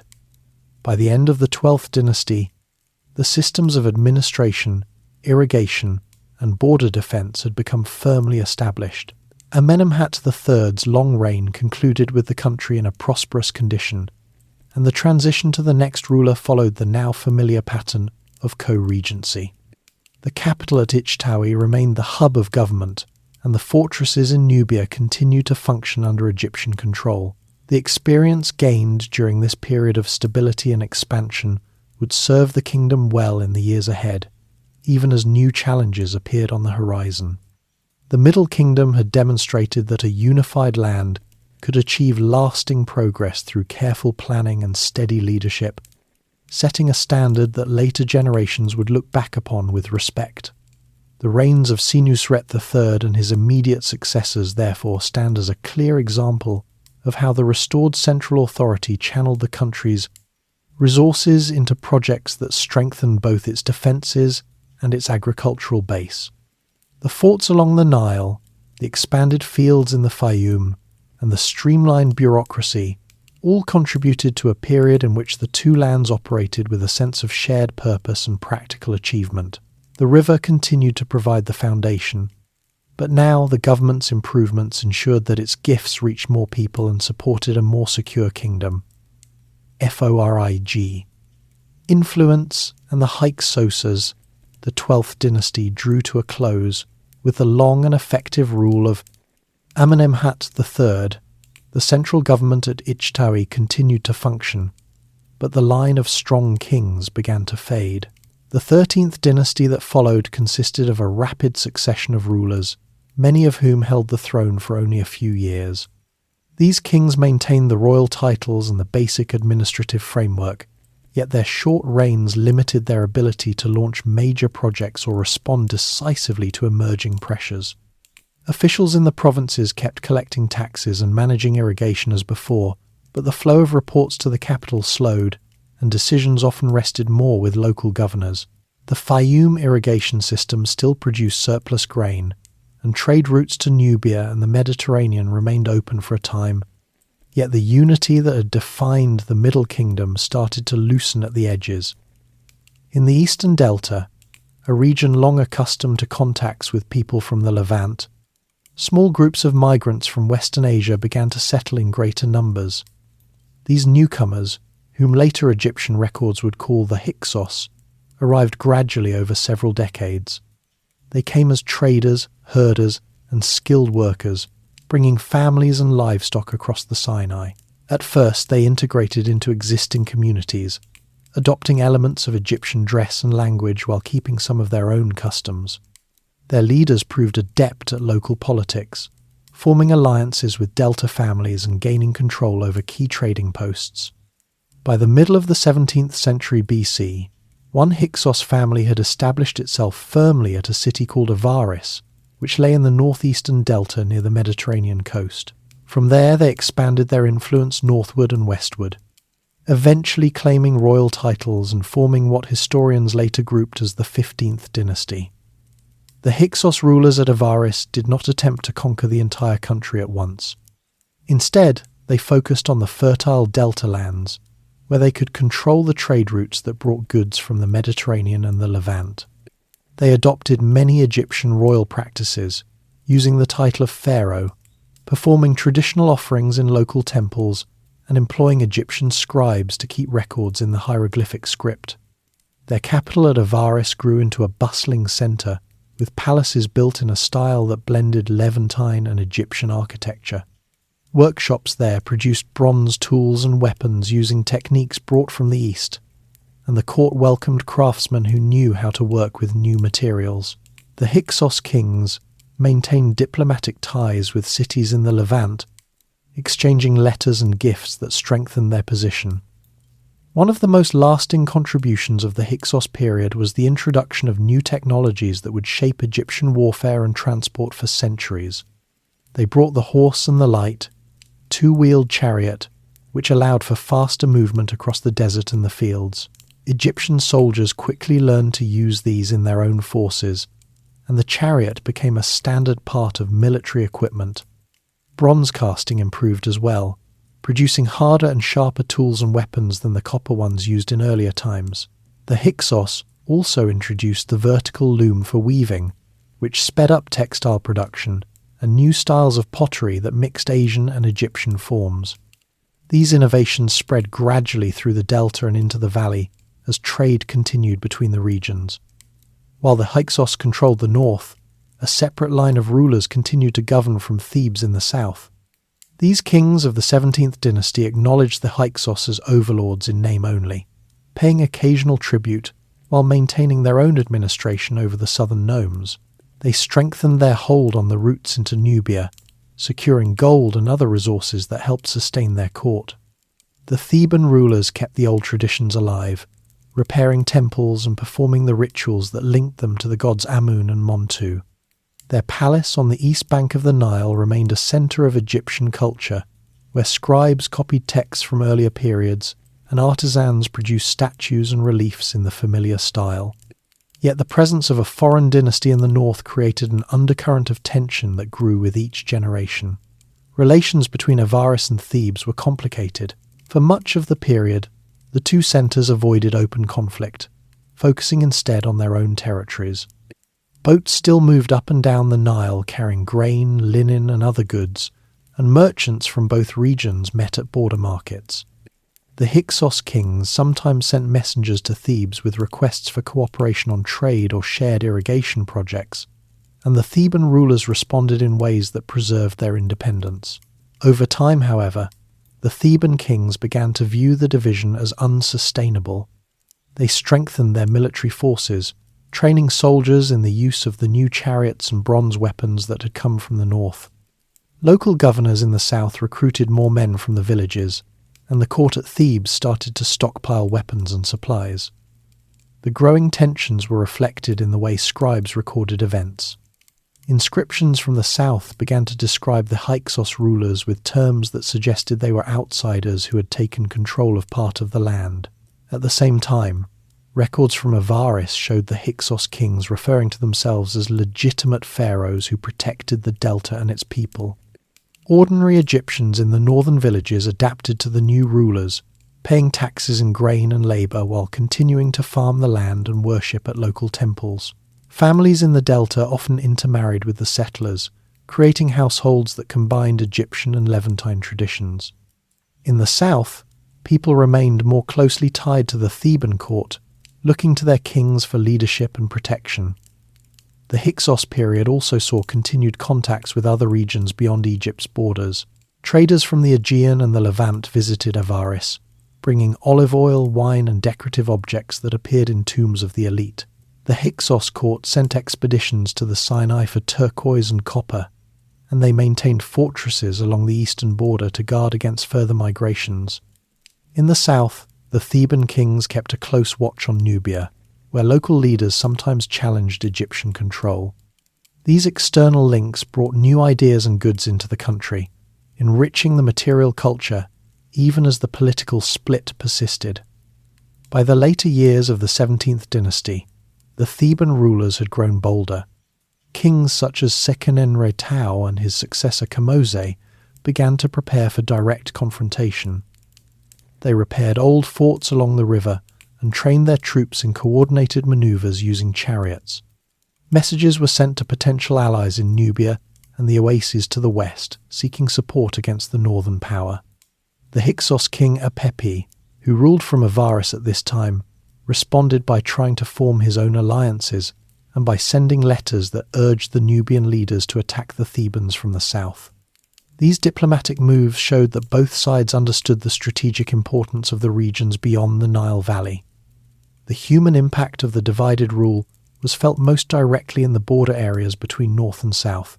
Villages there sometimes changed hands as small skirmishes occurred, and farmers learned to store extra grain against the possibility of disrupted trade. Yet daily life along most of the river continued in familiar patterns, with the flood cycle dictating the rhythm of planting and harvest. Temples in both regions received offerings, and priests performed the daily rituals that maintained the connection to the gods. The division had lasted for roughly a century, long enough for a generation of Egyptians to grow up, knowing only the split between Avaris and Thebes. The idea of a single ruler over the two lands remained a powerful memory, preserved in stories and temple inscriptions, and it provided the motivation for the Theban kings to seek reunification.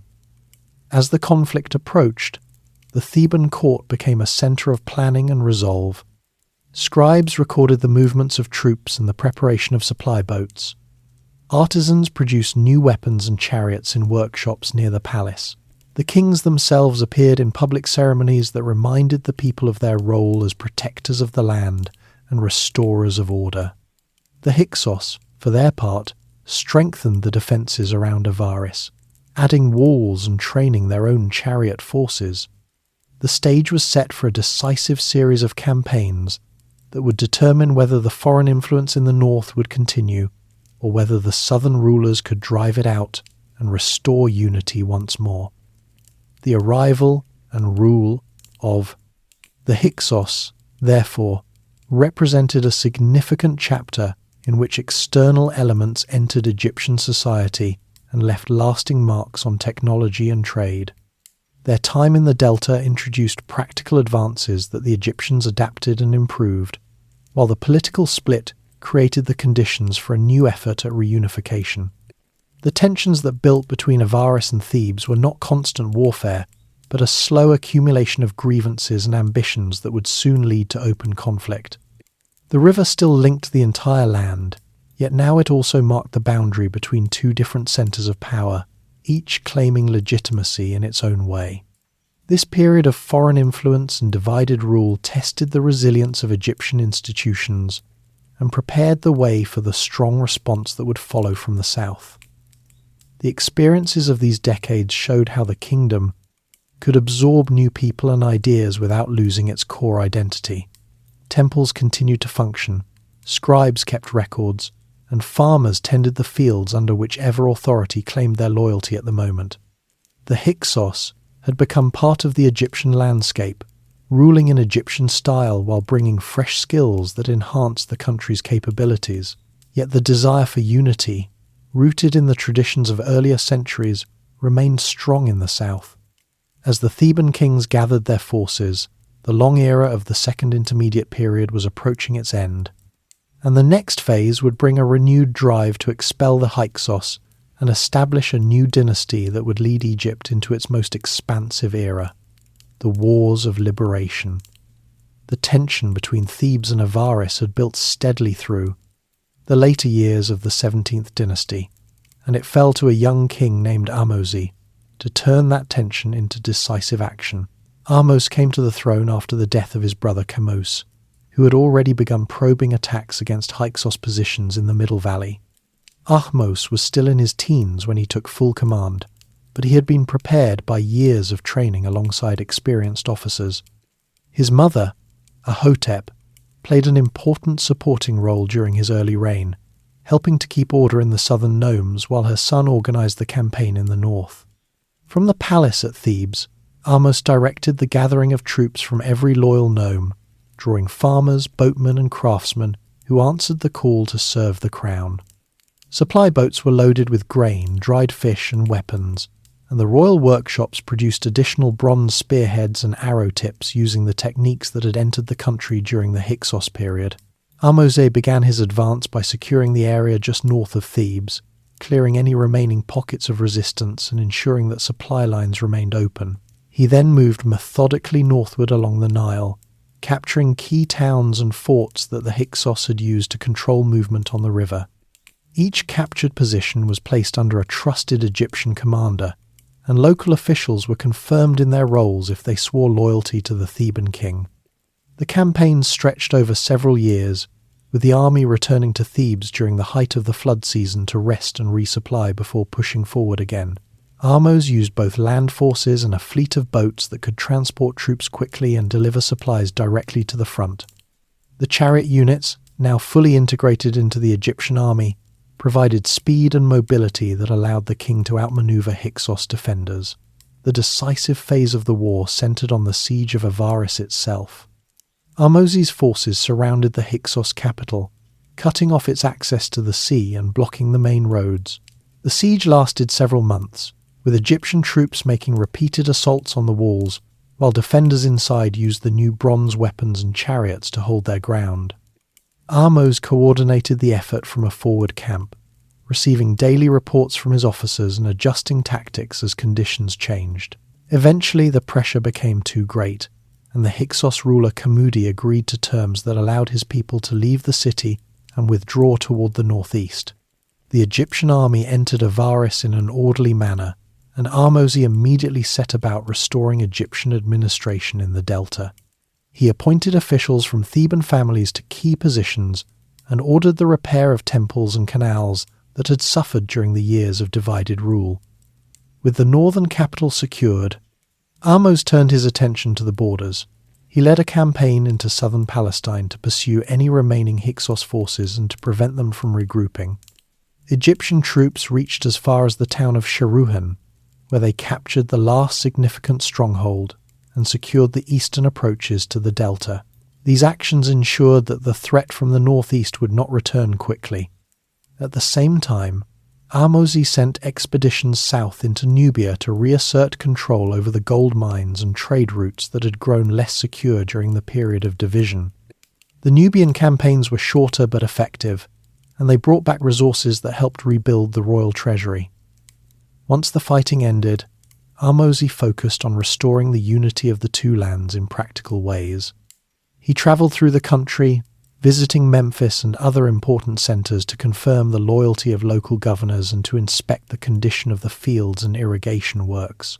He ordered a fresh survey of all nomes so that taxes could be collected fairly and resources directed where they were most needed. The king also began repairing and enlarging temples that had been neglected, starting with important sites at Karnak and Abydos. These building projects employed thousands of workers and gave people across the country a sense of participation in the new order. Ahmose rewarded soldiers and officials who had served faithfully during the wars with grants of land and positions at court, which helped create a loyal core of administrators for the coming years. The founding of the 18th dynasty, with Ahmose as its first king, marked the clear beginning of the new kingdom.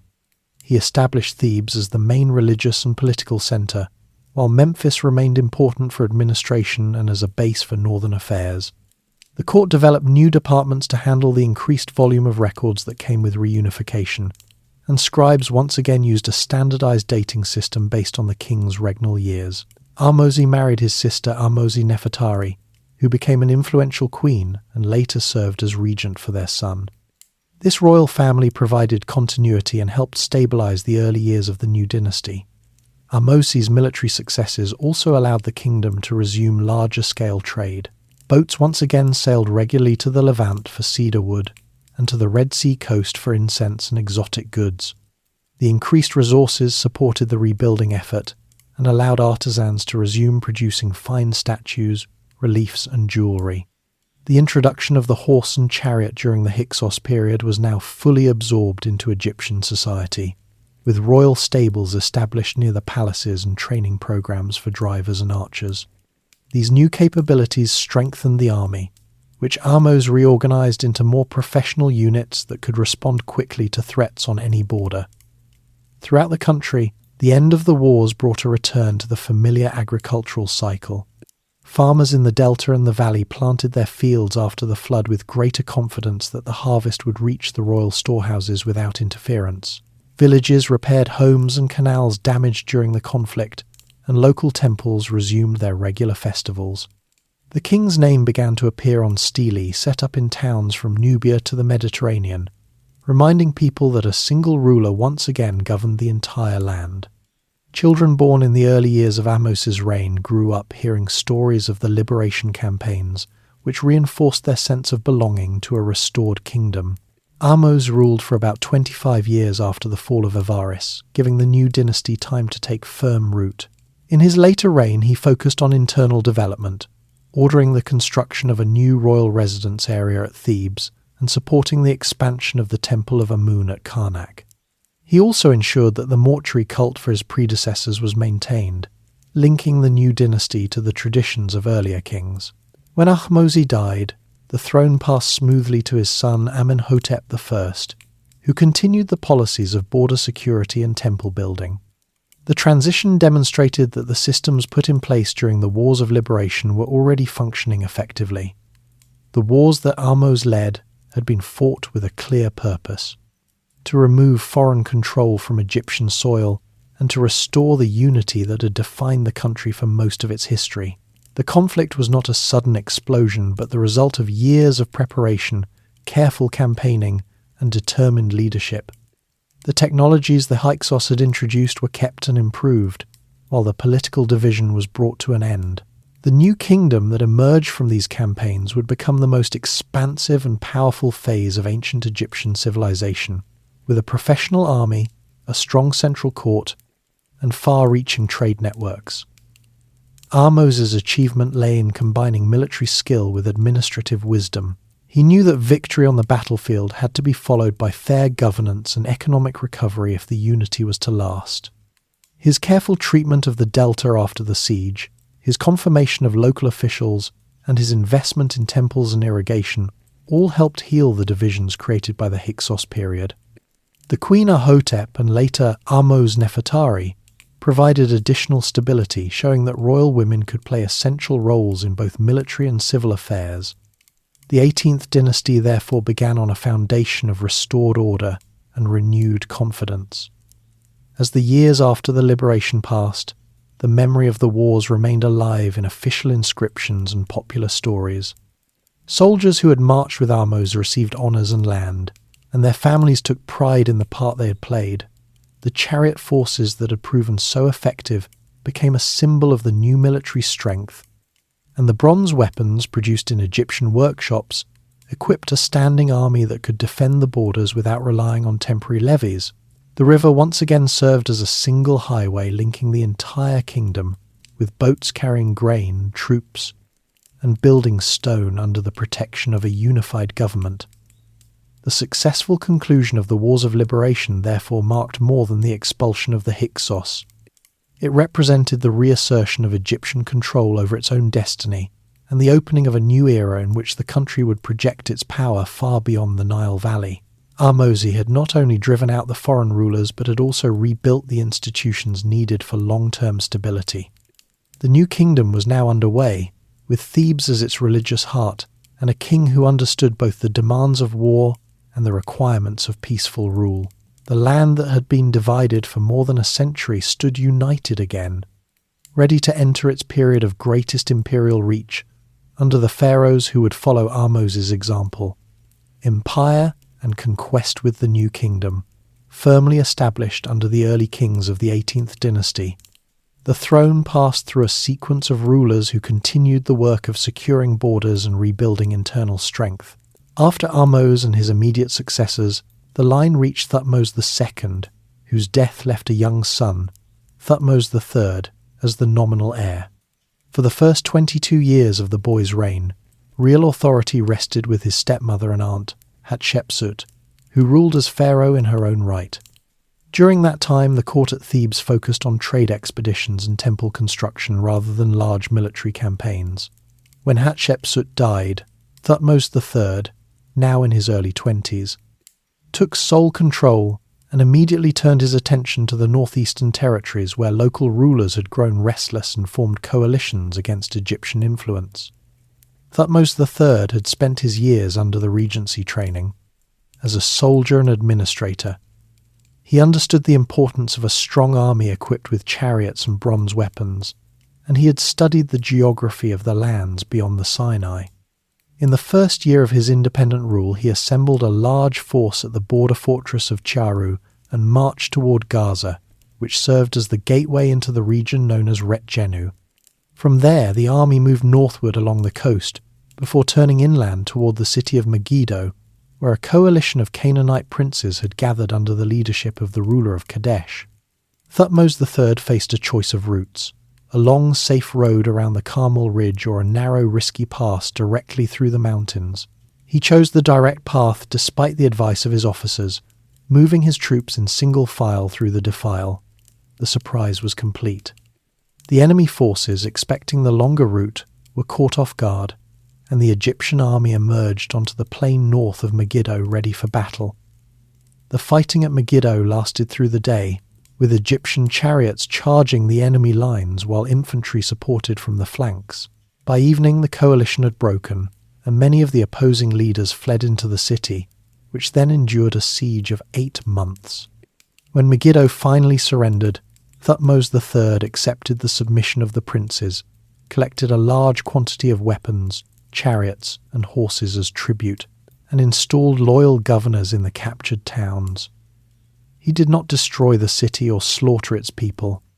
Instead, he took the sons of the local rulers back to Egypt as hostages, where they would be raised at court and later returned to govern their territories with an Egyptian outlook. This approach became a standard part of his policy in the years that followed.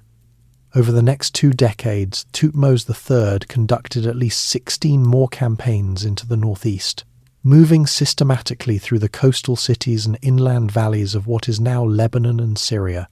He captured ports such as Ulaza and Samarra, turning them into supply bases where Egyptian ships could unload grain and weapons while loading cedar timber for the return voyage. He advanced up the Bekaa Valley, neutralizing the power of Kadesh, and in his 33rd regnal year he launched his most ambitious operation yet.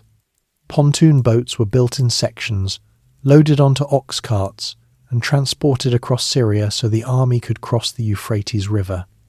On the far bank, the Egyptians met the forces of the kingdom of Mitanni. The Mitannian king fled, leaving behind members of his household and soldiers who were captured. Thutmose III set up a commemorative stela beside the river, near the one left by his grandfather Thutmose I, marking the farthest point of Egyptian advance.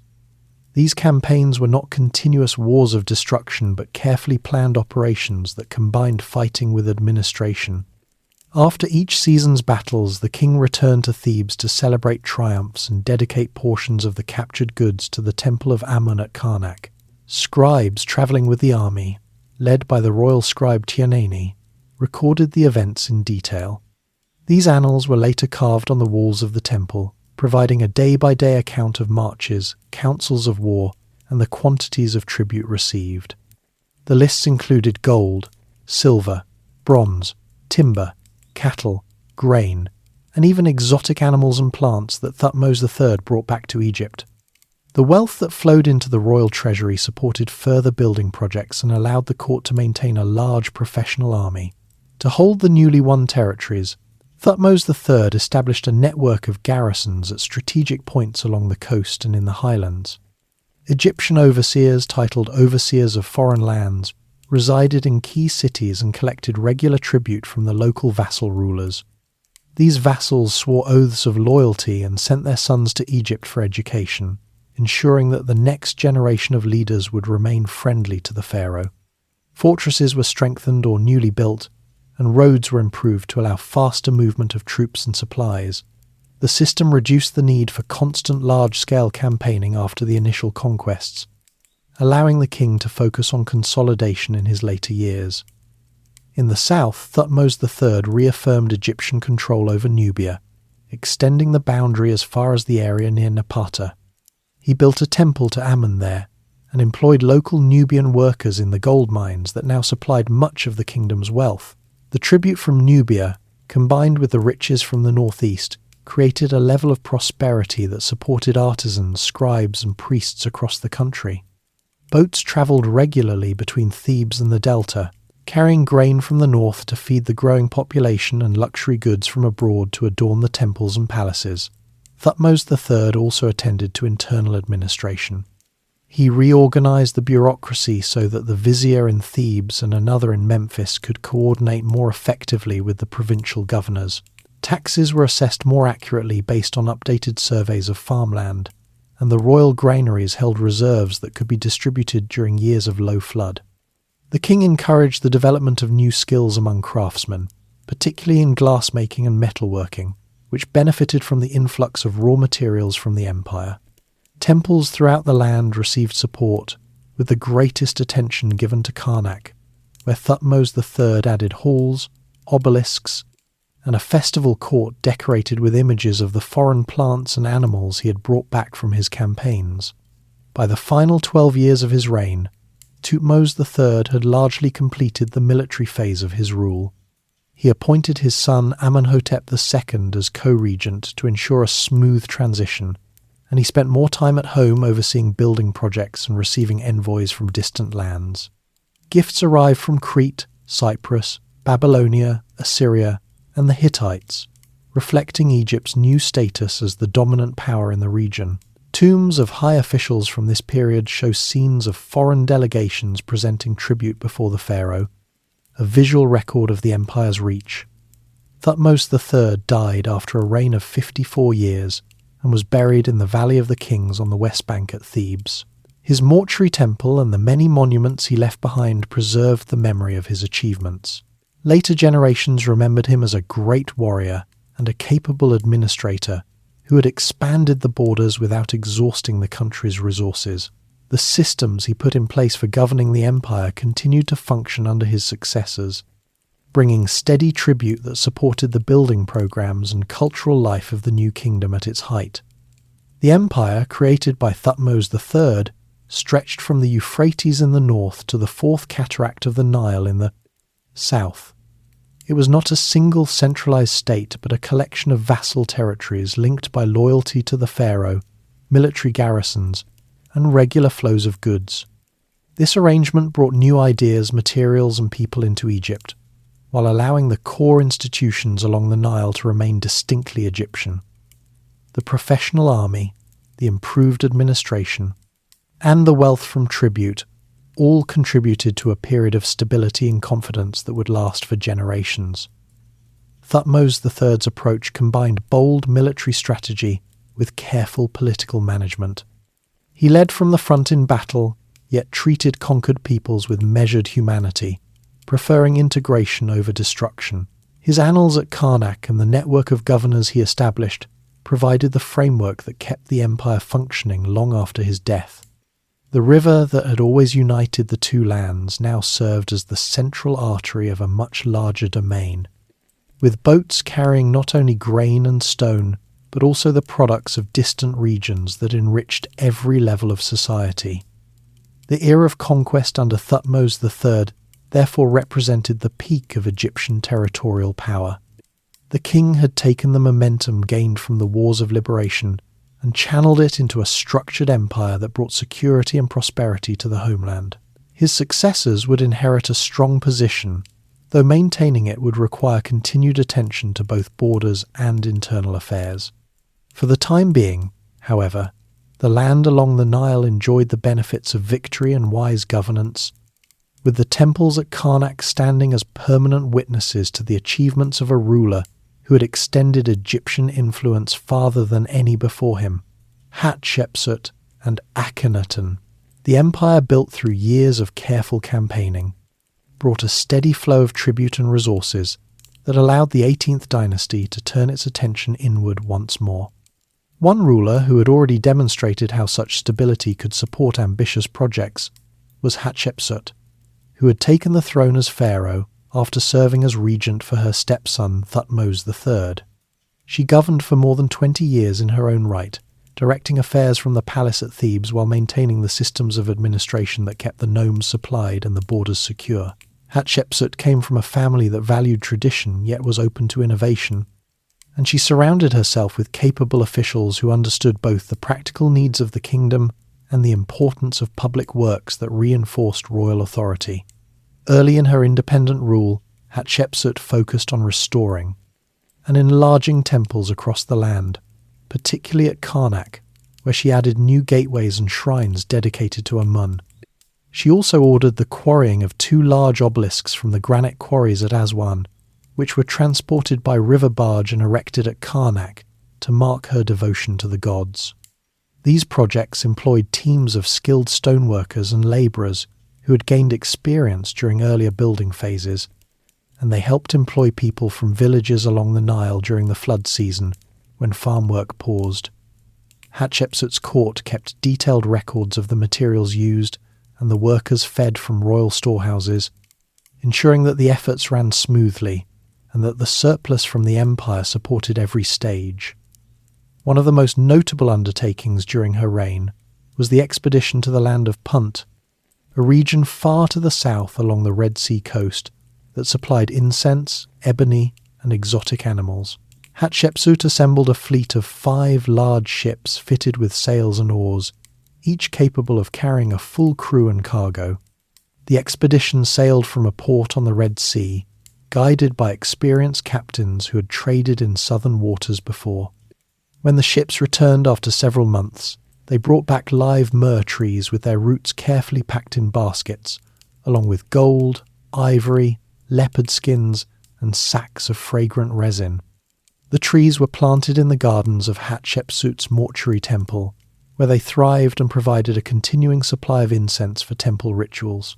Scenes of the expedition and its cargo were carved in relief on the walls of the temple at Deir el-Bahri, showing the ships loading goods and the people of Punt offering tribute.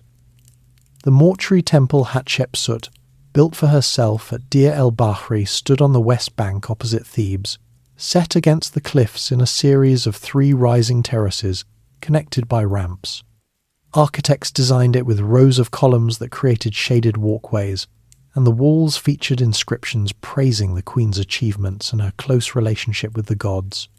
Inside the upper terrace, chapels honoured Amun and other deities, while the central sanctuary held statues of Hatshepsut herself. Workers used limestone blocks quarried nearby, and finer granite for doorways, fitting everything with the precision that had become standard in royal construction. The temple complex included gardens and a long causeway leading down to the river, where boats could dock during festivals. Priests maintained daily offerings there long after Hatshepsut's death, ensuring that her spirit continued to receive the sustenance believed necessary for the afterlife. Hatshepsut also strengthened trade routes within Egypt and beyond its borders. Merchants moved goods more freely between the delta and the southern nomes, and expeditions continued to bring copper from Sinai and turquoise from the eastern desert. She appointed officials to oversee these activities, many of them drawn from families that had served the earlier kings of the dynasty. One of her most trusted advisors was Senenmut, who held several high positions and supervised much of the building work at Deir el-Bahri. His tomb near the temple contained statues and inscriptions that recorded his role in the queen's projects. Under Hatshepsut's direction, the kingdom experienced a period of calm prosperity in which agriculture flourished, craftsmen refined their skills, and the court at Thebes became a centre for learning and artistic production. After Hatshepsut's reign ended and Thutmose III assumed full control, the patterns she had established continued to guide the dynasty. The following kings, including Amenhotep II and Thutmose IV, maintained the empire's borders and the flow of tribute, while focusing on temple repairs and military readiness. By the time Amenhotep III came to the throne, the country had enjoyed decades of peace and accumulated wealth that allowed for an even greater level of cultural and architectural activity.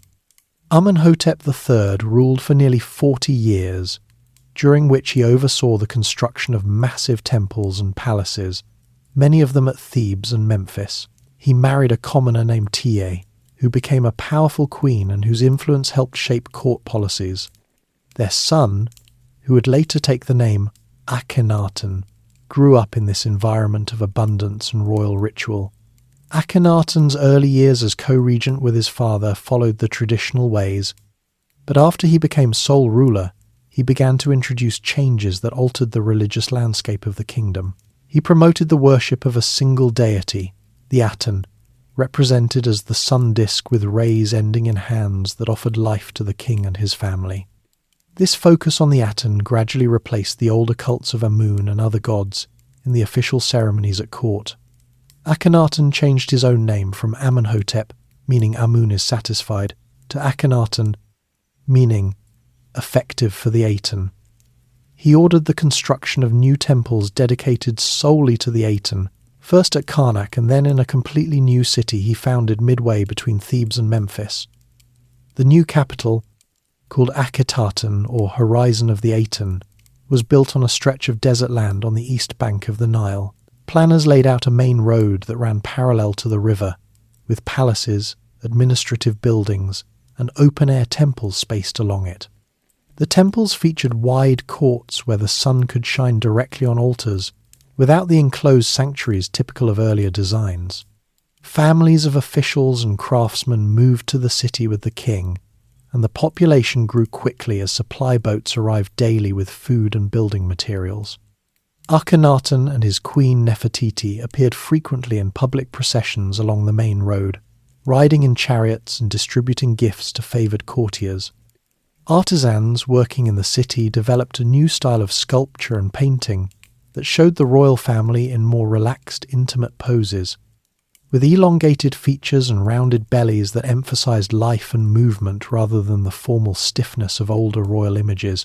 The shift to the Aten cult affected many aspects of daily administration. Temples to the older gods lost their funding from the royal treasury, and their priesthoods were instructed to redirect resources toward the new capital.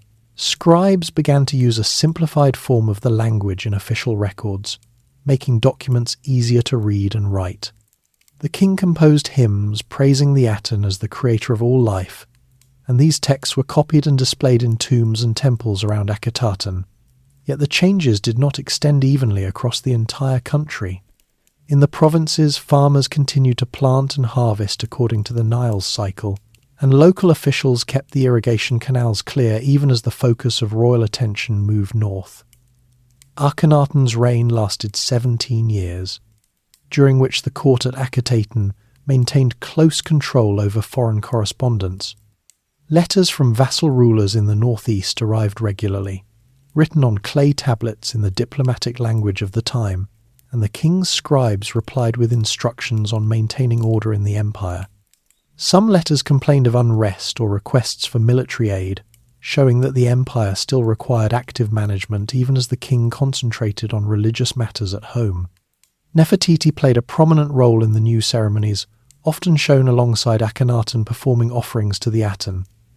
Their 6 daughters appeared in many reliefs, reinforcing the image of the royal family as the central link between the sun disk and the people. Toward the end of Akhenaten's rule, the court faced challenges from disease outbreaks and possible pressure from officials who preferred the older religious traditions. The king's health may have declined, and the city of Akhenaten began to show signs of reduced activity.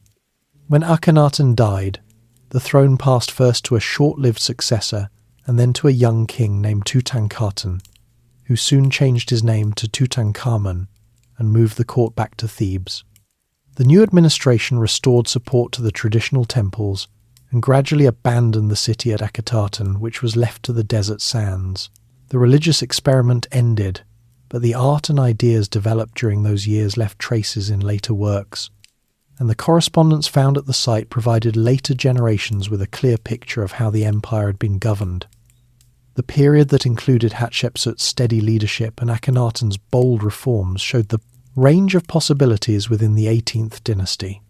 Hatshepsut had used the kingdom's prosperity to build lasting monuments and expand trade, while Akhenaten had attempted to reshape the relationship between the ruler and the divine. Both approaches relied on the administrative and economic foundation laid by earlier kings, and both left the country with new temples, new artistic styles, and new ways of recording royal actions. The Nile continued to provide the rhythm of life for farmers and officials alike, and the empire's borders remained largely intact despite the internal shifts at court. After Tutankhamun's brief reign, the dynasty continued under military leaders who restored stability and turned their attention once more to external affairs. Yet the achievements of Hatshepsut and the innovations of Akhenaten remained part of the historical record, preserved in inscriptions and abandoned city ruins that future scribes would study. The dynasty had demonstrated that a unified land could support both traditional building programs and radical changes in belief, each in its own time. The river valley that had seen unification centuries earlier now witnessed these varied expressions of royal power, all of them drawing on the same resources of grain, labour, and skilled administration that had sustained Egyptian civilization through every phase. Restoration and the age of Ramesses. After the short reign of Tutankhamun and the brief rule of his successor Ai, a military officer named Horemheb took the throne and began the work of restoring the traditional order that had been disrupted during the years at Akhenaten. Horemheb had served as a general under previous kings and understood the importance of a strong army and a functioning bureaucracy. He issued decrees that reorganized the courts, reduced corruption among officials, and directed resources back to the temples of Amun at Karnak and other major shrines. Scribes once again recorded dates by the regnal years of the king in Thebes, and the old priesthoods received renewed support so they could resume their daily rituals and festivals. Horemheb also strengthened the borders, particularly in the northeast, where small raids had begun to test Egyptian control. His efforts laid a stable foundation for the next family of rulers. The 19th dynasty opened when Ramses I, an experienced army officer chosen by Horemheb as his successor, came to the throne. His reign was short, but he passed power smoothly to his son Seti I, who ruled for about 15 years and focused on both military campaigns and building projects. Seti I led expeditions into the northeast to reassert authority over territories that had grown restless, and he fought against groups in Libya to the west. At home he enlarged the temple of Amun at Karnak and began construction of a grand mortuary temple at Abydos, where reliefs showed him offering to the gods of the traditional pantheon. These projects helped restore confidence among the people and demonstrated that the king once again honoured the old ways while maintaining the strength of the empire. Seti I's son, Ramses II, came to the throne as a young man and would rule for 67 years, becoming one of the longest reigning and most active kings of the new kingdom. Ramses II had already gained military experience under his father and quickly set about securing the empire's northern borders. In his 4th regnal year he led an army toward the city of Kadesh on the Orontes River, where the Hittite king Mu'attali had gathered a large force. The Egyptian army advanced in 4 divisions, but the Hittites ambushed the leading division near Kadesh. Ramses II found himself surrounded with only his personal guard, yet he rallied his troops and fought until reinforcements arrived. The battle ended without a clear victory for either side, but both kings later claimed success in their own records. Several years afterward, Ramses II and the Hittite king Hatshepsut III signed a formal peace treaty, the earliest known surviving example of such a document. The treaty was recorded on silver tablets and copied onto temple walls in Egypt, promising mutual aid and non-aggression. It was sealed by royal marriages, with Hittite princesses joining the Egyptian court. With the northern frontier stabilized by the treaty, Ramses II turned his attention to building on a scale that rivaled the great projects of earlier dynasties. He completed the temple at Abydos, begun by his father, and added his own magnificent mortuary temple, the Ramesseum, on the west bank at Thebes. The Ramesseum featured a huge seated statue of the king, colossal columns, and storerooms that could hold vast quantities of grain for distribution to the people. Far to the south, at Abu Simbel, near the Second Cataract, Ramses II ordered the carving of 2 rock-cut temples directly into the sandstone cliffs. The larger temple showed 4 gigantic seated figures of the king on the facade, each more than 65 feet high. Inside, halls led to a sanctuary where the sun's rays illuminated statues of the king and the gods on certain days of the year. A smaller temple nearby honoured the Queen Nefertari. These monuments served both religious and political purposes, reminding the Nubian population and travellers along the Nile of the pharaoh's power. Ramses II also founded a new capital city in the eastern delta called Pi-Ramesses. The site had been used earlier as a summer residence, but the king expanded it into a major administrative and military centre, with palaces, temples, barracks and workshops. Its location near the border allowed faster response to any threats from the northeast, and made it easier to launch expeditions into the Levant. The city included quarters for foreign residents, including Hittite envoys who lived there after the peace treaty. Canals connected Pi-Ramesses to the Nile, and harbours received ships bringing cedar from Lebanon and other goods from across the empire. The court spent part of each year there, especially during the cooler months, while Thebes remained the primary religious centre. Throughout his long reign, Ramses II fathered many children. More than 100 sons and daughters are recorded, and he appointed several of them to important positions. His eldest sons often led military campaigns or served as priests, while daughters took part in royal ceremonies and diplomatic marriages. The Queen Nefertari was particularly prominent in the early years, and after her death another wife, Isetnofret, and later daughters assumed important roles at court. This large royal family helped ensure continuity and provided capable administrators for the growing bureaucracy. Ramses II also maintained close ties with the priesthood of Amun, granting them lands and privileges while keeping ultimate authority in his own hands. The prosperity of the age supported a high level of artistic and literary activity. Scribes copied older texts and composed new ones, praising the king's victories and building achievements. Artisans produced fine jewellery, furniture, and household items for the elite, many of which were placed in tombs in the Valley of the Kings. The increased wealth from tribute and trade allowed ordinary people in the villages to enjoy more stable lives, with regular distributions of grain from royal storehouses during years when the flood was lower than usual. Farmers continued to plant emmer and barley after the waters receded, and craftsmen in the workshops near the temples and palaces worked steadily on royal commissions. In his later years, Ramses II celebrated multiple Jubilee festivals, marking 30 years and then additional decades on the throne, with grand ceremonies at Ramesses and Thebes.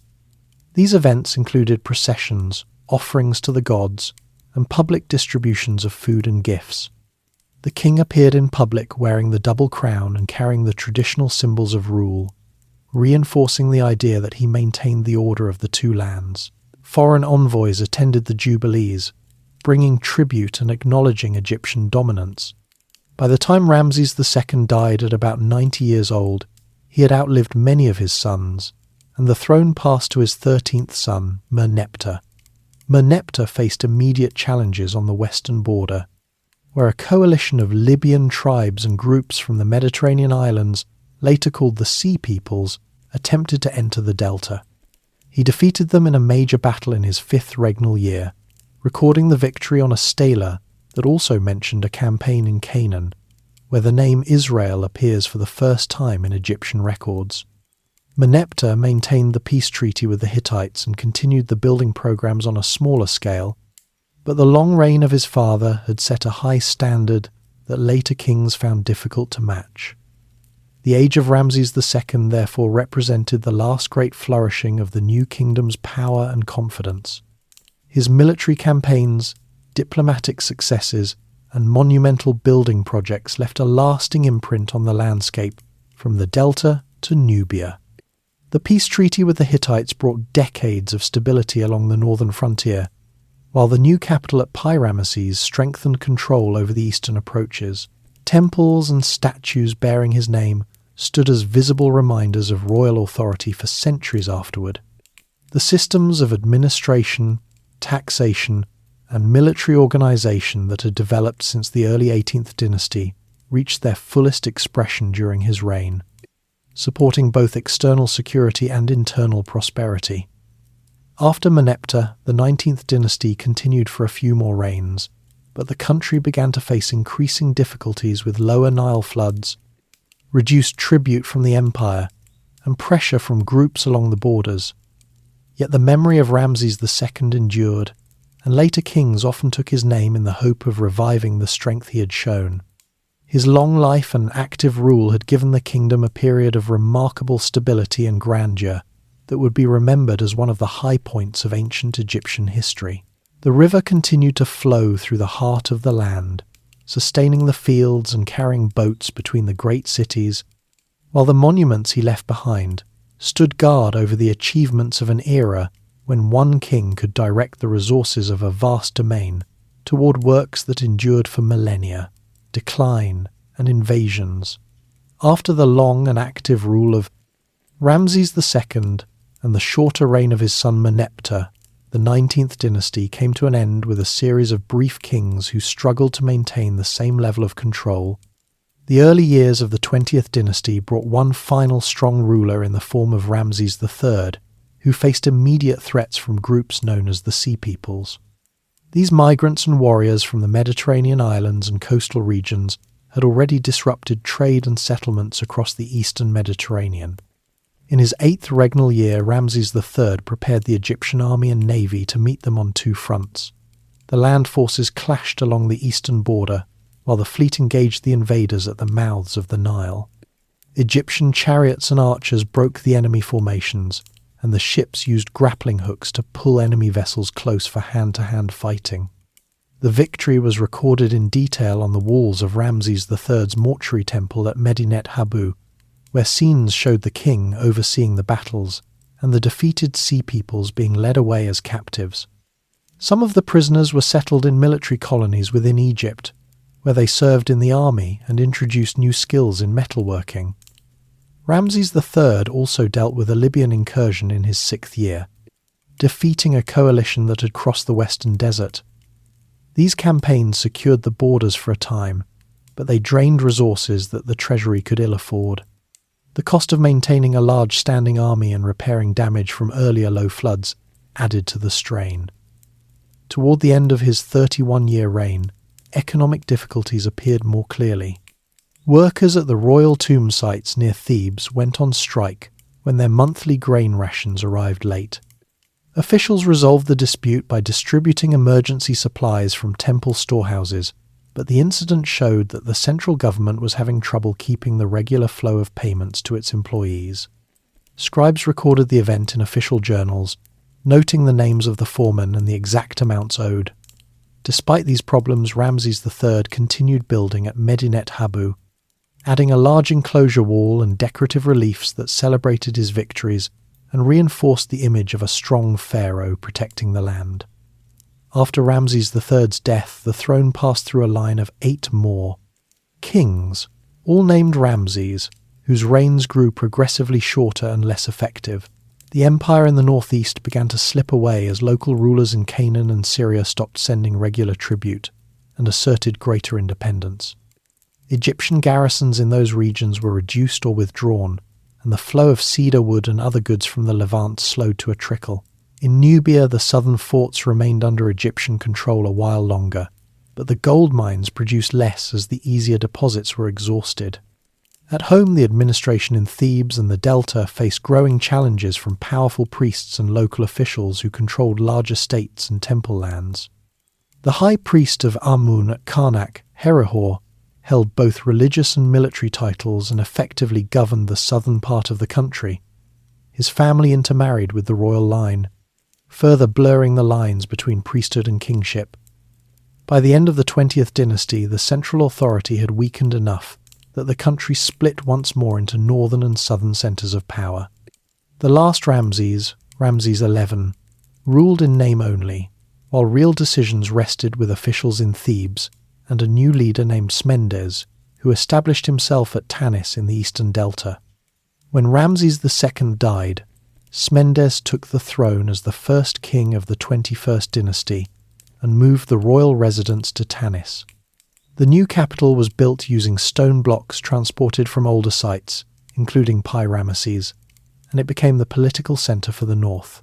In the south, the high priests of Amun at Thebes continued to manage their own affairs, collecting taxes and maintaining order in the southern nomes.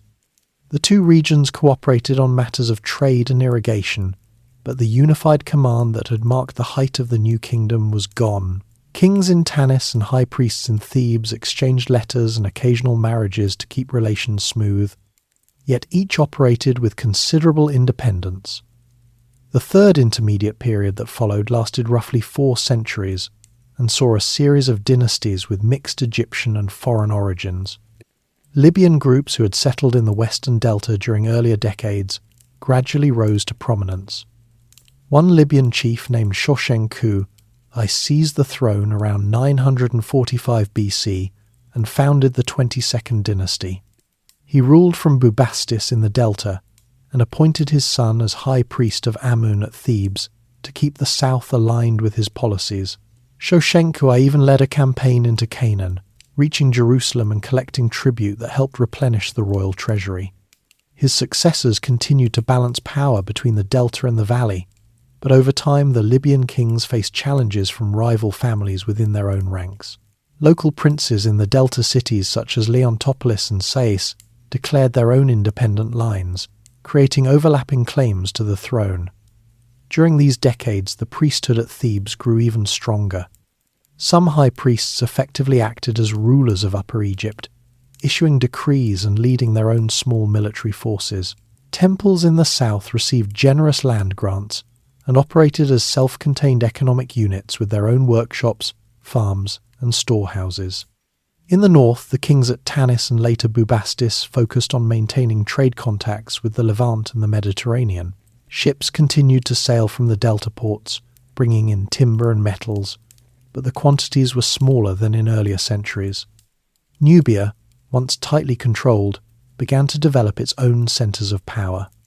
Local leaders in the region around Napata revived the worship of Ammon, and eventually formed their own kingdom that would later play a role in Egyptian affairs. By the middle of the 8th century BC, a new force appeared from the south. The kings of Kush, centred at Napata, had adopted many Egyptian customs and now claimed the right to rule the entire Nile Valley. Pianki, also known as Pie, led his army northward in a campaign that brought most of Upper Egypt under his control. He respected the temples and performed the traditional rituals at Karnak, presenting himself as a restorer of order rather than a conqueror. His successor Shabaka moved the capital to Memphis and ruled over a reunited land that stretched from the Delta to the Fourth Cataract. The 25th dynasty, as these Kushite rulers are known, governed for about 70 years. They repaired temples, revived older artistic styles, and strengthened the borders against threats from the east. Yet they also faced growing pressure from the expanding Assyrian Empire in Mesopotamia, which had already conquered much of the Levant. The Assyrians launched several invasions into Egypt during the later years of the 25th dynasty. In 671 BC, their king Esarhaddon captured Memphis and forced the Kushite ruler Taharqa to retreat south. A few years later, Ashurbanipal pushed even farther, sacking Thebes and carrying away treasures from the temples. The Kushite kings withdrew to their southern heartland, and a new local family from Sais in the Delta took advantage of the power vacuum. Psamtik I, founder of the 26th dynasty, gradually extended his control over the entire country with the help of Greek and Carian mercenaries who fought with iron weapons and new tactics. He established his capital at Sais and encouraged trade with Greek cities, allowing merchants to settle at Naucratis in the Delta. This period, sometimes called the Sete Renaissance, saw a deliberate revival of older Egyptian customs. Artists copied statues and reliefs from the Old Kingdom and Middle Kingdom, scribes collected and recopied ancient texts, and temples received new decorations in traditional styles. Psamtik I and his successors ruled a relatively stable Egypt for about 150 years, but the country remained vulnerable to larger powers beyond its borders. The Persian Empire under Cambyses conquered Egypt in 525 BC, defeating the last Sate king Psamtik III at the Battle of Pelusium. The Persians treated Egypt as a satrapy, or province, and appointed governors to collect taxes and maintain order. Some Persian kings, notably Darius I, showed respect for Egyptian religion by repairing temples and supporting the priesthoods. Yet native resentment grew over time, and several revolts broke out, often with help from Greek city-states. Brief periods of independence occurred under local dynasties such as the 28th, 29th, and 30th, but these lasted only a few decades before Persian forces returned.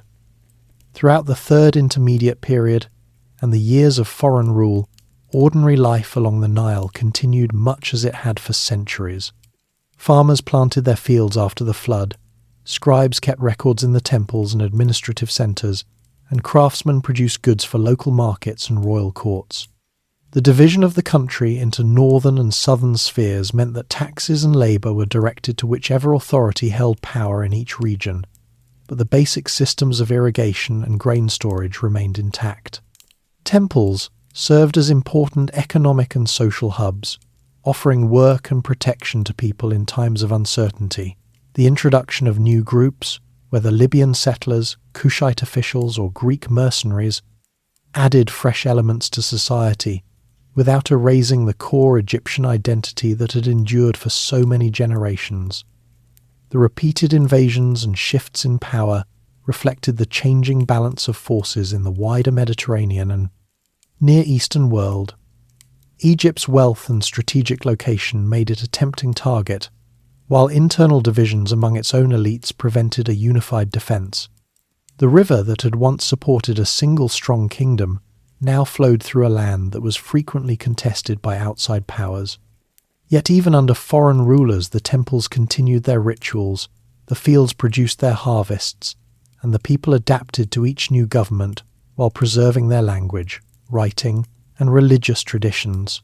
The long decline from the height of the New Kingdom had not destroyed Egyptian civilization, but had instead transformed it into a more fragmented and externally influenced society that would face even greater changes in the centuries ahead.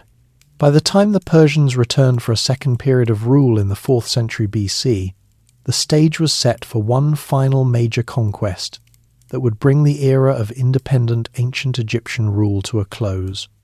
The country that had once projected power across an empire now found itself a province within larger foreign realms, its resources directed outward, and its internal affairs shaped by distant capitals. The monuments of earlier kings still stood along the Nile, silent witnesses to a time when the two lands had been united and strong under their own pharaohs. The gradual loss of empire and the cycles of invasion during the Third Intermediate Period marked the end of one of the most enduring phases of Egyptian history. Yet the underlying rhythms of the river and the land continued to sustain the people who lived beside them. The second period of Persian rule over Egypt had settled into a pattern of provincial administration by the middle of the 4th century BC. Governors appointed from the Persian court collected taxes in grain and silver, while local Egyptian officials handled day-to-day affairs in the nomes. Temples continued to function under royal grants, and the Nile's annual flood still dictated the rhythm of planting and harvest for farmers along its banks. Yet the arrangement left many Egyptians feeling distant from their own traditions of kingship. When a new threat appeared from the west in the form of the Macedonian king Alexander, the Persians were already weakened by revolts elsewhere in their empire. In 332 BC, Alexander's army crossed from Gaza into the delta without meeting serious resistance. The Persian satrap handed over control of the country, and Alexander entered Memphis, where he performed sacrifices to the traditional gods and was crowned with the double crown in a ceremony that echoed the rituals of earlier pharaohs. He founded a new city on the Mediterranean coast near the western edge of the delta, naming it Alexandria after himself. The site offered a fine harbour and easy access to trade routes, and within a few years it grew into a major centre of learning and commerce that would shape the region for centuries. Alexander spent only a short time in Egypt before marching on to conquer the rest of the Persian Empire. He left a small garrison and appointed 2 trusted officers to manage civil and military affairs. After his death in 323 BC, his generals divided the conquered lands among themselves. One of them, Ptolemy, son of Lagos, took control of Egypt and soon declared himself king. Ptolemy I Soter, as he became known, established the Ptolemaic dynasty that would rule the country for nearly 300 years.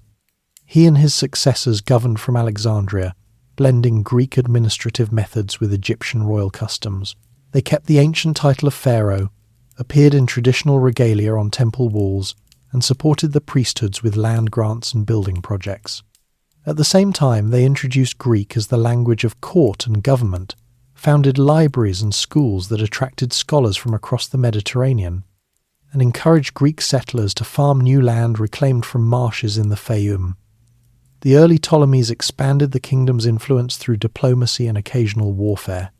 Ptolemy II Philadelphus strengthened the navy and built the famous lighthouse on the island of Pharaohs that guided ships into Alexandria's harbour. He also sponsored expeditions south along the Red Sea and into Nubia to secure trade in ivory, gold and elephants for the army. Temples at Edfu, Dendera and Philae received major additions during this period, their walls carved with scenes showing Ptolemaic kings offering to Egyptian gods in the old style. The dynasty's wealth came from efficient tax collection, state monopolies on oil and textiles, and the export of grain that fed cities throughout the eastern Mediterranean. Alexandria itself became a cosmopolitan hub where Egyptians, Greeks, Jews and traders from farther east lived side by side. The Great Library and Museum drew philosophers, poets, and scientists who studied geometry, astronomy, and medicine. building on knowledge preserved from earlier Egyptian and Greek traditions. Later rulers faced increasing pressure from Rome, the rising power in the Mediterranean. Ptolemy XII Auletes spent much of his reign seeking Roman support to keep his throne, borrowing money and granting favours that weakened the kingdom's finances. When he died in 51 BC, his daughter Cleopatra VII and her younger brother Ptolemy XIII inherited the throne jointly. Cleopatra quickly showed herself to be a capable leader, fluent in several languages, including Egyptian, which most earlier Ptolemies had never bothered to learn. She worked to restore stability by reducing debt, supporting temple restorations, and improving irrigation in the delta. In 48 BC, the Roman general Julius Caesar arrived in Alexandria during his pursuit of his rival Pompey. Cleopatra arranged a meeting with him, and the two formed a political and personal alliance. Caesar helped her defeat her brother in a brief civil war, and secured her position as sole ruler. Their son Caesarion was born the following year and later recognized as co-ruler. After Caesar's assassination in 44 BC, Cleopatra aligned with Mark Antony, one of the leaders who emerged in the Roman power struggle. Antony governed the eastern provinces of Rome, and together they planned a grand campaign against the Parthians to the east. Cleopatra supplied ships, grain, and funds, while Antony granted her additional territories in the Levant and Cyprus. Their partnership blended Roman military ambition with Ptolemaic wealth and Egyptian symbolism. In 34 BC, they staged a grand ceremony in Alexandria, known as the Donations of Alexandria, in which they distributed lands among their children and presented Cleopatra as the new Isis and Antony as a divine counterpart. These moves alarmed the Roman Senate and especially Octavian, Caesar's adopted heir, who portrayed the relationship as a threat to Roman values. The conflict came to a head in 31 BC at the naval battle of Actium off the coast of Greece. Octavian's fleet, commanded by Agrippa, outmaneuvered the larger but less coordinated forces of Antony and Cleopatra. When Cleopatra's ships withdrew from the fighting, Antony followed, and the battle turned into a rout. The couple returned to Alexandria, but their position was hopeless. Octavian advanced through Syria and reached the Egyptian border the following year. Antony's troops deserted in large numbers, and in August of 30 BC he took his own life after receiving a false report that Cleopatra had already died. Cleopatra followed soon afterward, choosing to end her life rather than be paraded through Rome as a captive. With her death, the Ptolemaic dynasty came to an end. Octavian, who later took the name Augustus, annexed Egypt as a personal province of the Roman emperor. He visited Alexandria and Memphis, paid respects at the tomb of Alexander, and ordered that Caesarion be put to death to remove any rival claim. Roman rule brought changes to the way the country was governed. Egypt became the emperor's private estate, its grain supply vital for feeding the population of Rome itself. Prefects appointed directly by the emperor oversaw administration, and a stricter tax system was imposed that included regular censuses and land surveys. The old temple priesthoods continued to operate but with less independence, and new Roman-style towns appeared alongside the ancient villages. Alexandria retained its status as a centre of learning, but the focus of power now lay far across the sea in Rome. Over the following centuries, Christianity spread along the Nile, gradually replacing the older gods, while the Egyptian language evolved into Coptic and was written in a new script. Yet the basic patterns of farming, irrigation, and daily life remained rooted in the land and the river that had sustained the country for more than 3,000 years. The arrival of Alexander, the rise of the Ptolemies, and the final years under Cleopatra marked the closing chapter of independent ancient Egyptian rule. The kingdom that had once unified under Narmer and reached its greatest extent under Thutmose III now became part of a larger Mediterranean world, dominated first by Greeks and then by Romans. Each foreign dynasty had adapted to Egyptian traditions while introducing new ideas, technologies, and languages. Temples built by the Ptolemies still stand today, their walls showing kings in pharaonic dress performing the same offerings that had been made since the earliest dynasties. The city of Alexandria, with its library and lighthouse, symbolized the blend of cultures that defined the final centuries. Cleopatra's intelligence and political skill allowed Egypt to maintain a measure of autonomy longer than it might have otherwise, but the tide of Roman power proved unstoppable. Even after the loss of independence, the Nile continued to shape the lives of its people. Farmers planted and harvested according to the flood, scribes kept records for new masters, and artisans produced goods that reflected both old and new influences. The monuments along the river from Giza to Philae stood as reminders of earlier greatness, visited by Greek and Roman travellers who marvelled at the pyramids and temples. The story of ancient Egypt did not vanish with Cleopatra. It simply passed into a new phase where its legacy would be studied and preserved by later generations. The land that had given rise to one of the world's longest-lasting civilizations now contributed its knowledge, art, and administrative experience to the empires that followed. In the quiet villages beside the river, the annual cycle of flood, planting, and harvest went on unchanged. Families repaired their mud brick houses, tended their fields, and gathered for local festivals that still honoured the old rhythms even as new beliefs appeared.